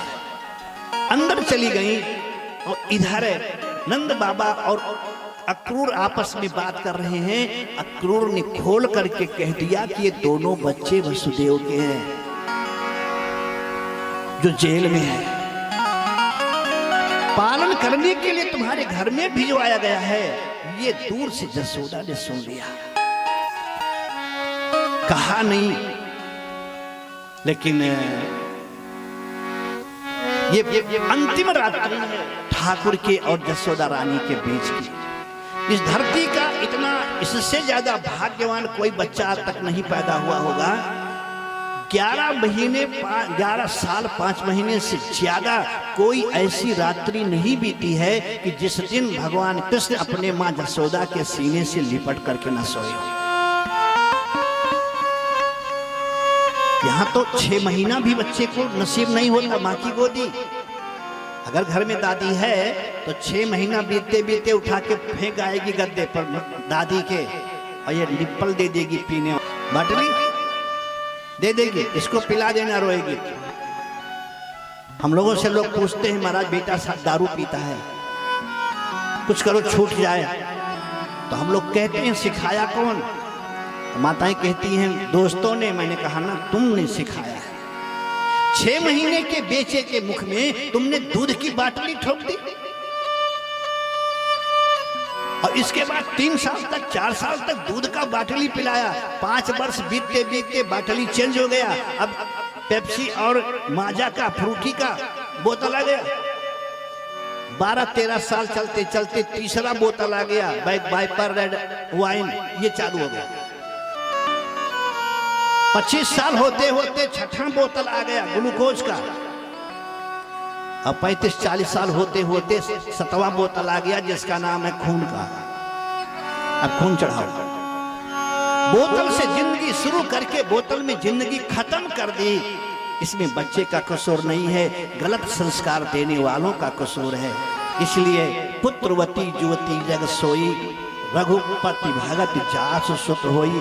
इतनी माताएं बहनें बैठी हैं, इसमें से 70% नहीं, केवल 30% कह सकता हूं कि जब मंदिर जाने लगती हैं तो अपने बच्चे को लेकर के जाती हैं। बाजार में अकेले जाओ ठीक है, लेकिन मंदिर में जाना तो नन्हे बच्चे को जरूर लेकर के जाना। एक बार माथा टिकाने से प्रणाम हो जाता है, लेकिन आप जब बच्चे के साथ जाना तो एक बार नहीं 3 बार माथा झुकाना। उसको दिखा दिखा करके माथा झुकाया फिर उठे, फिर झुकाया फिर उठे। बच्चे को ये नहीं मालूम मतलब क्या है, लेकिन 5 दिन लगातार कंटिन्यू अगर बच्चा गया, आपने 3 बार माथा झुकाया, तो 6वें दिन आपसे पहले 3 बार माथा ठोंक देगा वो कि 3 बार झुकाना है। यहीं से संस्कार दिया जाता है, लेकिन हम इस संस्कार को भूल करके 3 साल के बच्चे को स्मार्टफोन दे दिए, उसमें तोता मामा दिखाना शुरू कर दिया। न राम से मतलब, न रहीम से मतलब, न धर्म से, न संस्कार से मतलब। हम सुधरेंगे तब जग सुधरेगा, और हम बिगड़े बिगड़ाए हैं तो जग को नहीं सुधार सकते, क्योंकि जहां के शाहजादे ऐसे होंगे वहां के फिर हरामजादे कैसे होंगे, कल्पना कर लेना। ये संस्कार मां ही दे सकती है केवल। तो प्रसंग पे आओ। मां ने सुन लिया, लेकिन कहा नहीं। आज अंतिम रात्रि है, मां ले जाकर के ठाकुर को अपने बिस्तर पर सुलाई। ठाकुर जी सोने गए, सुला करके चुपचाप उठी। आंगन में अशोक वृक्ष है, चबूतरा है, उसी पे आके सुबह सुबह करके रोने लगी। मेरा लाला सुबह चला जाएगा, ये मेरा बेटा नहीं। ठाकुर ने करवट बदला और माँ को नहीं पाया, उठ के बैठ गए। मैया मैया तो कहाँ है, मैया तो कहाँ है, चिल्लाते हुए आंगन में आए और देखा सुबह सुबह के रो रही हैं। पीछे से माँ के कंधे को पकड़ के लट गई। मैया बाबा से कहियो हम मथुरा ना आई जाए, बाबा से कहियो हम मथुरा ना आई जाए। जसोदा जी बहुत भोरी हैं, ठाकुर का हाथ पकड़ा, सामने बिठाई, अपना माथा ठाकुर जी जंघे पर जसोदा माँ के रख दिए, सहलाने लगी, कहने लगी नहीं लाला तुझे तो जाना पड़ेगा, तू जावेगा, लेकिन एक बात आज तक तुझे नहीं पता है, हमने छिपाया, आज मैं तुझे बताना चाहती हूं। भगवान ने कहा क्या? कहा इसलिए कि तू मथुरा में जावेगा तो मथुरा के लोग तुमको बतलावेंगे, तब तो ये सोचेगा कि अगर माँ जानती थी तो मेरे को क्यों नहीं बताई, तो तेरे नजर में तेरी माँ गिर न जाए, इसलिए आज मैं तुझे बताती हूँ। भगवान ने कहा क्या? कि बेटा सच तो यह है, मैं तेरी माँ नहीं हूं, मैं तेरी माँ नहीं हूं, तेरी माँ देवकी है, मैं तो पालन करने वाली तेरी माँ हूं। जैसे इतना कहा, लिपट गए मेरे प्रभु यशोदा रानी से, मुख पर हाथ रख दिया, कहा मां जब मुझे होश आया, जब मेरी आंखें खुली, मेरी आंखों के सामने तू थी, आगे आगे मैं भागता था आंगन में, पीछे पीछे माखन मिश्री लेके तू दौड़ती थी कि लाला खा ले बेटा खा ले, तेरी मैया न खावे तू न खावे तो। आंखें खुली तो तेरे गोदी में, आंखें बंद हुई तो तेरी गोदी में, अभी तक मैंने क्यों तेरे को ही देखा, इसलिए इस धरती की सौगंध है, जमुना मैया की सौगंध खा के कहता हूं, अगर कोई जीवन में मेरे से पूछेगा तू किसका बेटा है, तो मैं एक ही चीज कहूंगा, मैं जसोदा मैया का बेटा हूं, मैं जसोदा मैया का रहा हूं। सुकून मिला जसोदा रानी को, क्योंकि एक चीज जान लो, एक नाम होता है ना मेरा बेटा मेरा बेटा, लेकिन जहां से जिंदगी शुरू करते हो जिस परिवेश में, वही जिंदगी जाकर के फिर खत्म हो जाती है। आपने शादी करी, 2 बच्चे पैदा हुए, आपने कल्पना की एक बेटी एक बेटा, आपने कल्पना की बेटा मेरे पास रहेगा, बेटी, जैसे दोनों बड़े हुए, बेटी को दामाद लेके चला गया और बेटा को बहू, चाहे बहू को बेटा लेकर के चला गया, फिर आप 2 प्राणी वहीं बचे और सारी जिंदगी 2 ही रहोगे। बहू आपकी सेवा करे जरूरी नहीं है, बेटा आपके पक्ष में ज्यादा हो जरूरी नहीं है, फिर वही बूढ़ी बूढ़ा दोनों को रोटी बना करके खाना, ये जिंदगी का सच है, केवल कहना है मेरा बेटा। और भगवान सौगंध, जमुना मैया की सौगंध, कोई मेरे से पूछे कि किसका बेटा है, तो मैं सारा जीवन यही कहूंगा, मैं जसोदा मैया का बेटा हूं। जसोदा रानी को संतोष हुआ है, सवेरा हुआ, रास्ता दे दो, ठाकुर जी आ रहे हैं हमारे, कुर्सी उर्सी लगा दो, कुर्सी उर्सी लगाए नहीं हो, बुला लाई पहले।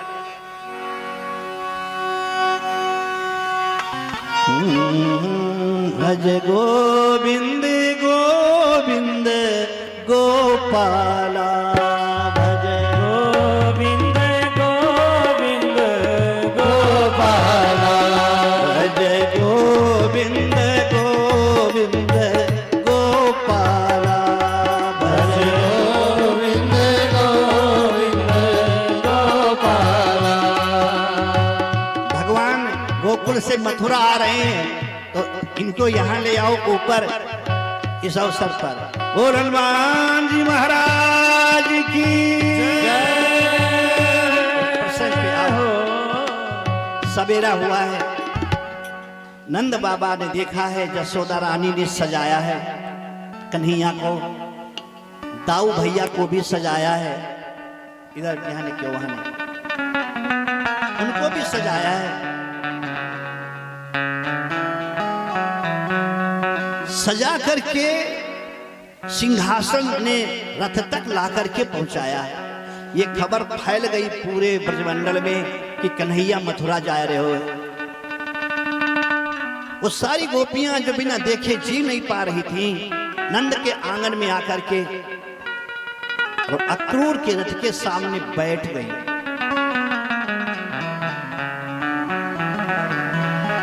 ललिता ने कहा, अक्रूर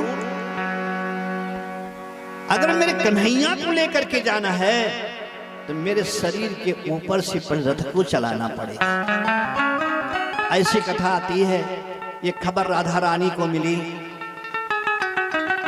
बरसाने से राधा रानी भी दौड़ती दौड़ती आई, और जब नंद बाबा के आंगन में भगवान को सोने के सिंहासन पे बैठा हुआ देखा, तो ठीक दरवाजे के अंदर प्रवेश करते ही गिरी और बेहोश हो गई। जैसे राधा रानी मूर्छित हुई, ठाकुर से रहा नहीं गया, कूद गए, रथ के नीचे आए और दौड़ करके गए, राधा रानी के सिर को अपने हाथों में लिया और एक हाथ से धीरे धीरे माथे पे सालाने लगे। सालाते हुए बोला, राधा तुम तो मेरी रासेश्वरी हो, तुम प्राण प्रिया हो, तुम अर्धांगिनी हो, शक्ति हो, तुम तो जानती हो मैं क्यों आया हूं, और अगर मैं जाऊंगा नहीं तो पापियों का नाश कैसे होगा, इसलिए तुम मेरा सहयोग करो, बिना तुम्हारे सहयोग के मैं कुछ नहीं कर सकती। राधा रानी उठी है, भगवान को आश्वासन दिया है कि आप जाओ, जाके रथ पर बैठ गए, और इधर राधा रानी आई है गोपियों के बीच में और कहने लगी कि सांवरा जा रहे हो है, इसलिए तुम इतना, गोपियों ने कहा हाँ इतना प्यार करती हो। तो ललिता ने कहा कि बहन मेरे प्यार का परीक्षण मत कर, एक बार कहलवा दे कान्हा से, एक बार कान्हा अपने मुख से कह दे कि मैं तेरे कलेजे को देखना चाहता हूं, तो कसम यमुना मैया की खाने में विलंब होगा, उसके पहले कलेजा निकाल के कान्हा के हाथों पे रख दूंगी, इतना प्यार करती हूं। राधा रानी ने कहा कि प्यार की परिभाषा जानती हो? गोपियों ने कहा मैं प्यार वार नहीं मानू, ये दिल विल प्यार वार मैं क्या जानू रे, ये हम कुछ नहीं जानते। अगर इतना प्यार करती हो तो आज सुन लो, प्रेम का सबसे सही लक्षण है, परिभाषा है, तत् सुखे सुखित्वम यथा ब्रज गोपिका नाम। अगर पति से प्यार करती हो तो कभी अपना दबाव मत डालना, प्रेम समर्पण करता है, दबाव नहीं डालता, और जहां प्रेम दबाव डालने लगे वो प्यार नहीं होता, व्यापार हो जाता है। हम तुम्हारे साथ कथा सुनने चलेंगे, लेकिन घर लाके शाम को छोड़ दो तो ये कथा प्यार नहीं, व्यापार है। तुम चाहती हो कान्हा न जाए, हाँ, और अगर कान्हा का मन हो जाने का तो तत् सुखे सुखे तुम एक काम करो, एक बार कान्हा से पूछ तो लो कि सच में तुम जाना चाहते हो कि दबाव में जा रहे हो। ललिता गई सखियों के साथ और कहा कि एक बात बताओ, सच में जाना चाहते हो कि दबाव में? भगवान गंभीर हो गए, कहा नहीं सखी, हम सच में जाना चाहते हैं। सारी सखियां किनारे हो गई, कहा अगर ऐसा है तो जाओ, अगर ऐसा है तो जाओ। और जैसे अक्रूर रथ को बढ़ाए 2 कदम, कहा रुक जाओ। सखी ने कहा जा तो रहे हो सांवरे, लेकिन 3 चीज सुन करके जाना, हम वो नारी नहीं है कि ऐसा नहीं हम चाहनहार कि आज तुम्हें फिर किसी और को चाहें, ऐसे नहीं है। 3 चीज सुनते जाओ। भगवान ने कहा क्या? कहा पहला तो ये, हम तुम्हारे थे, हम तुम्हारे हैं, और जीवन के अंतिम श्वास तक हम तुम्हारे ही रहेंगे। भगवान ने कहा मैंने स्वीकार किया। कहा अभी आधा पक्ष सुना है, आधा और सुन लो।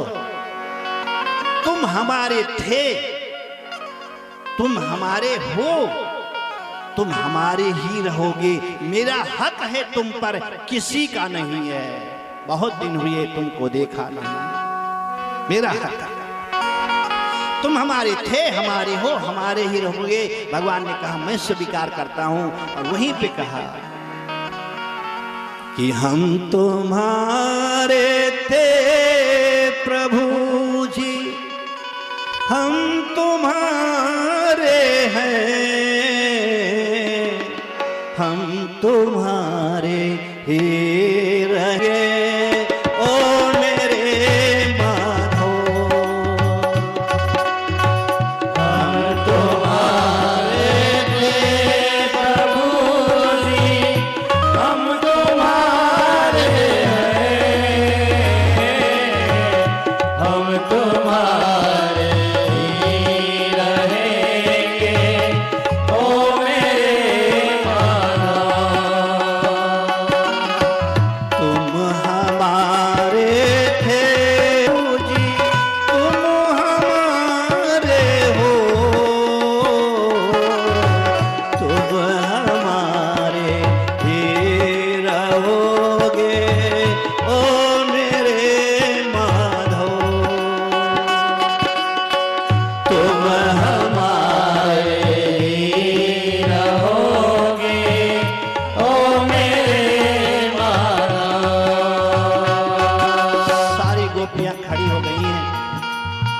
धीरे धीरे आगे जा रहा है। तेरे कारण सब जग छोड़ा, तुझसे नाता जोड़ा प्यारे, तुझसे नाता जोड़ा प्यारे, तुझसे नाता जोड़ा। एक बार तू मुख से कह दो, मैं तेरा तू मेरा प्यारे, मैं तेरा तू मेरा। साची प्रीत की रीत निभावो, साची प्रीत की रीत निभावो, ओ मेरे माधव। तुम हमारे थे प्रभु जी, तुम हमारे हो, तुम हमारे ही रहोगे, ओ मेरे वीरा। तुम हमारे ही रहोगे, ओ मेरे प्रीतम। तुम हमारे ही रहोगे, ओ मेरे पिता। इधर एक गोविंद गोकुल से मथुरा के लिए चल रहे हैं, लेकिन जगह खाली होने वाली नहीं है। एक दूसरे गोविंद आपके यहाँ पे आ गए हैं। जाने वाले गोविंद मेरे कन्हैया, लेकिन आने वाले गोविंद आपके यहाँ के मेयर माधव गोविंद जी, जिनके हर श्वास में, हर विचार में, हर भावना में राष्ट्रभक्ति, देशभक्ति, समाज का आपस में सब समीकरण को एक में करने की भावना जिसके अंदर हो, सबके लाडले दुलारे प्यारे हमारे माधव गोविंद जी। मैं भी थोड़ा थोड़ा प्यार करता हूँ उनसे, क्योंकि सिद्धार्थ नगर में मगर मैंने प्रवेश किया है सबसे पहले, तो उनका बड़ा सहयोग रहा है, और इसमें भी मैं आया हूँ, उसमें भी उनका बड़ा सहयोग रहा है। तो मैं निवेदन करूँगा कि आप मंच पर आवें, और ये आप सबके ही अपने हैं, अपनों के बीच में, और कुछ ऐसा करें, कुछ ऐसा करें 5 सालों में कि इतिहास बन जाए। वो पथ क्या, पथिक कुशलता क्या, जिस पथ में बिखरे सूल न हो, नाविक की धैर्य परीक्षा क्या, जब धाराएं प्रतिकूल न हो। तो अगर सिद्धार्थ नगर की प्रतिकूल धारा में आपको नौका चलाने का जिम्मेदारी मिला, तो कुछ इश्क कर गुजरो इस किस्म से कि लोग संस्मरण करते रहें, आपको अपने दिल दिमाग में बिठाते रहें। इसलिए मेरा निवेदन, आप आइए। और इसी के साथ साथ ये भी मेरी भावना रही है 10 साल से जब से जुड़े हैं, कि ये मेयर के लिए मैंने उतना बहुत ज़्यादा मेरा झुकाव नहीं था। मेरा झुकाव था कि कम से कम इस ऐसे होनहार विद्वान को विधायक पद या सांसद के पद पर बिठाया जाए, ये मेरी भावना रही है। और मैं वचन देता हूं कि जरूर समय आने पर इस बंदे को विधायक या सांसद के पद पर यहाँ के लोग बिठाएंगे। हनुमान जी की कृपा है, वो जरूर उस स्थान तक जाएंगे। तो आप आवे। वैसे तो आपके इस उत्सव में जो होता है शपथ ग्रहण, हमारे राम नहीं थे, लेकिन अब हमारे राम की कथा में आप आ रहे हैं, तो आपका हम सम्मान कर देते हैं इस आशीर्वाद के साथ।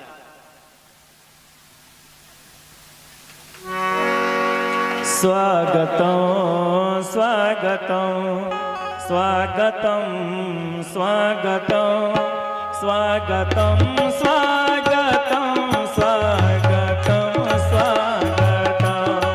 स्वागतम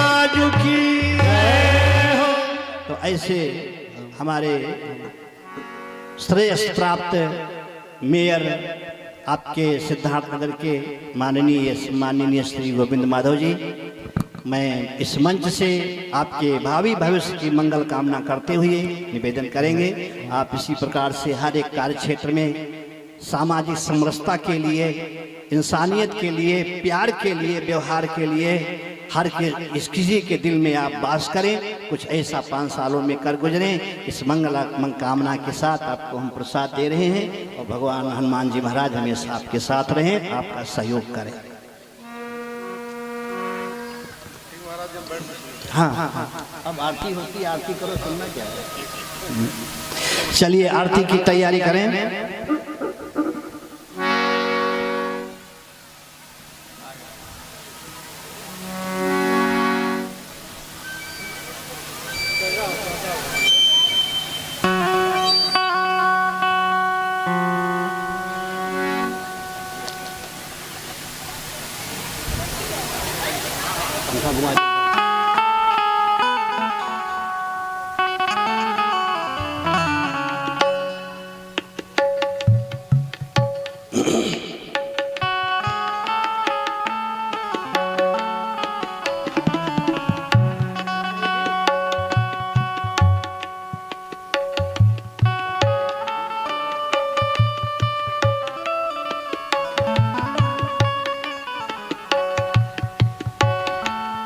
इदगुं हविः प्रजननं मे अस्तु दशवीरगुं सर्वगणगुं स्वस्तये आत्मसनि प्रजासनि पशुसनि लोकसंज्ञभयसनि अग्ने प्रजां बहुलां मे करोतान्नां पयोरेतो अस्मासु दत्ता।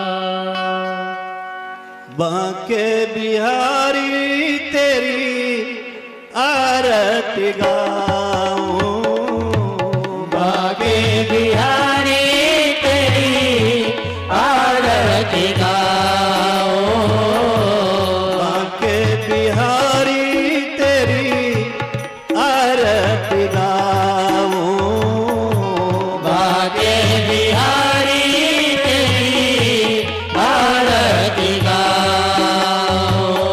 हे बनवारी तेरी आरती गाऊं, हे बनवारी तेरी आरती गाओ।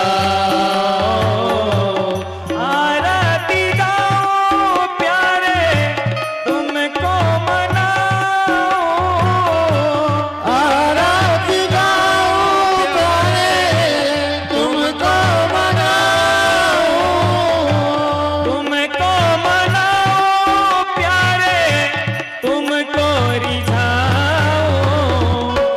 हे गिरधारी तेरी आरती गाऊं, हे गिरधारी तेरी आरती गाओ।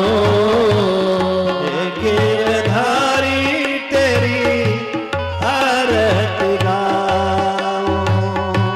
चरणों से निकली गंगा प्यारी, जिसने सारी दुनिया तारी। चरणों से निकली गंगा प्यारी, जिसने सारी दुनिया तारी। चरणों से निकली गंगा प्यारी, चरणों से निकली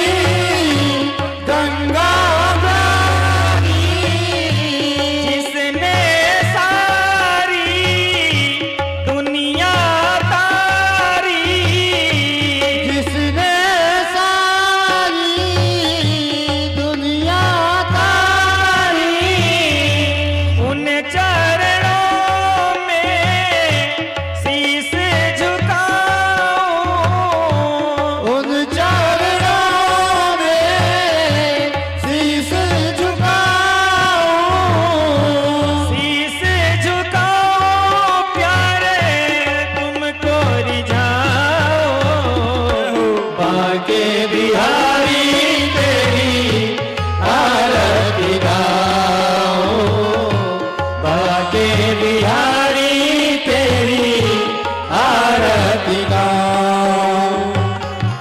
त्वमेव माता च पिता त्वमेव, त्वमेव बन्धु च सखा त्वमेव, त्वमेव विद्या द्रविणं त्वमेव, त्वमेव सर्वं मम देव देव।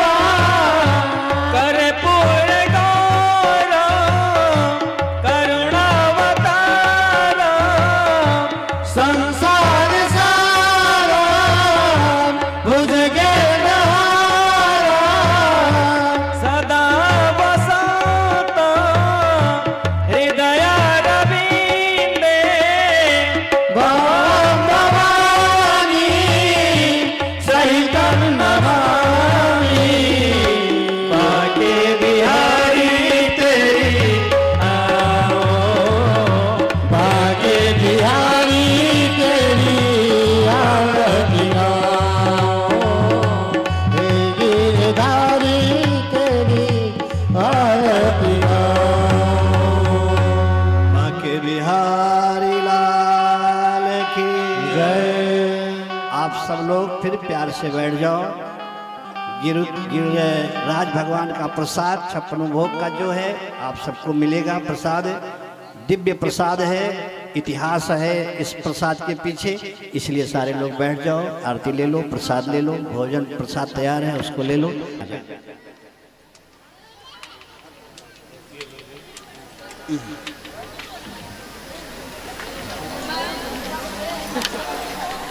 सभी लोग बैठ जाएं। संतोष जी प्रसाद की व्यवस्था तुरंत कराएं 2-4 लोगों के साथ।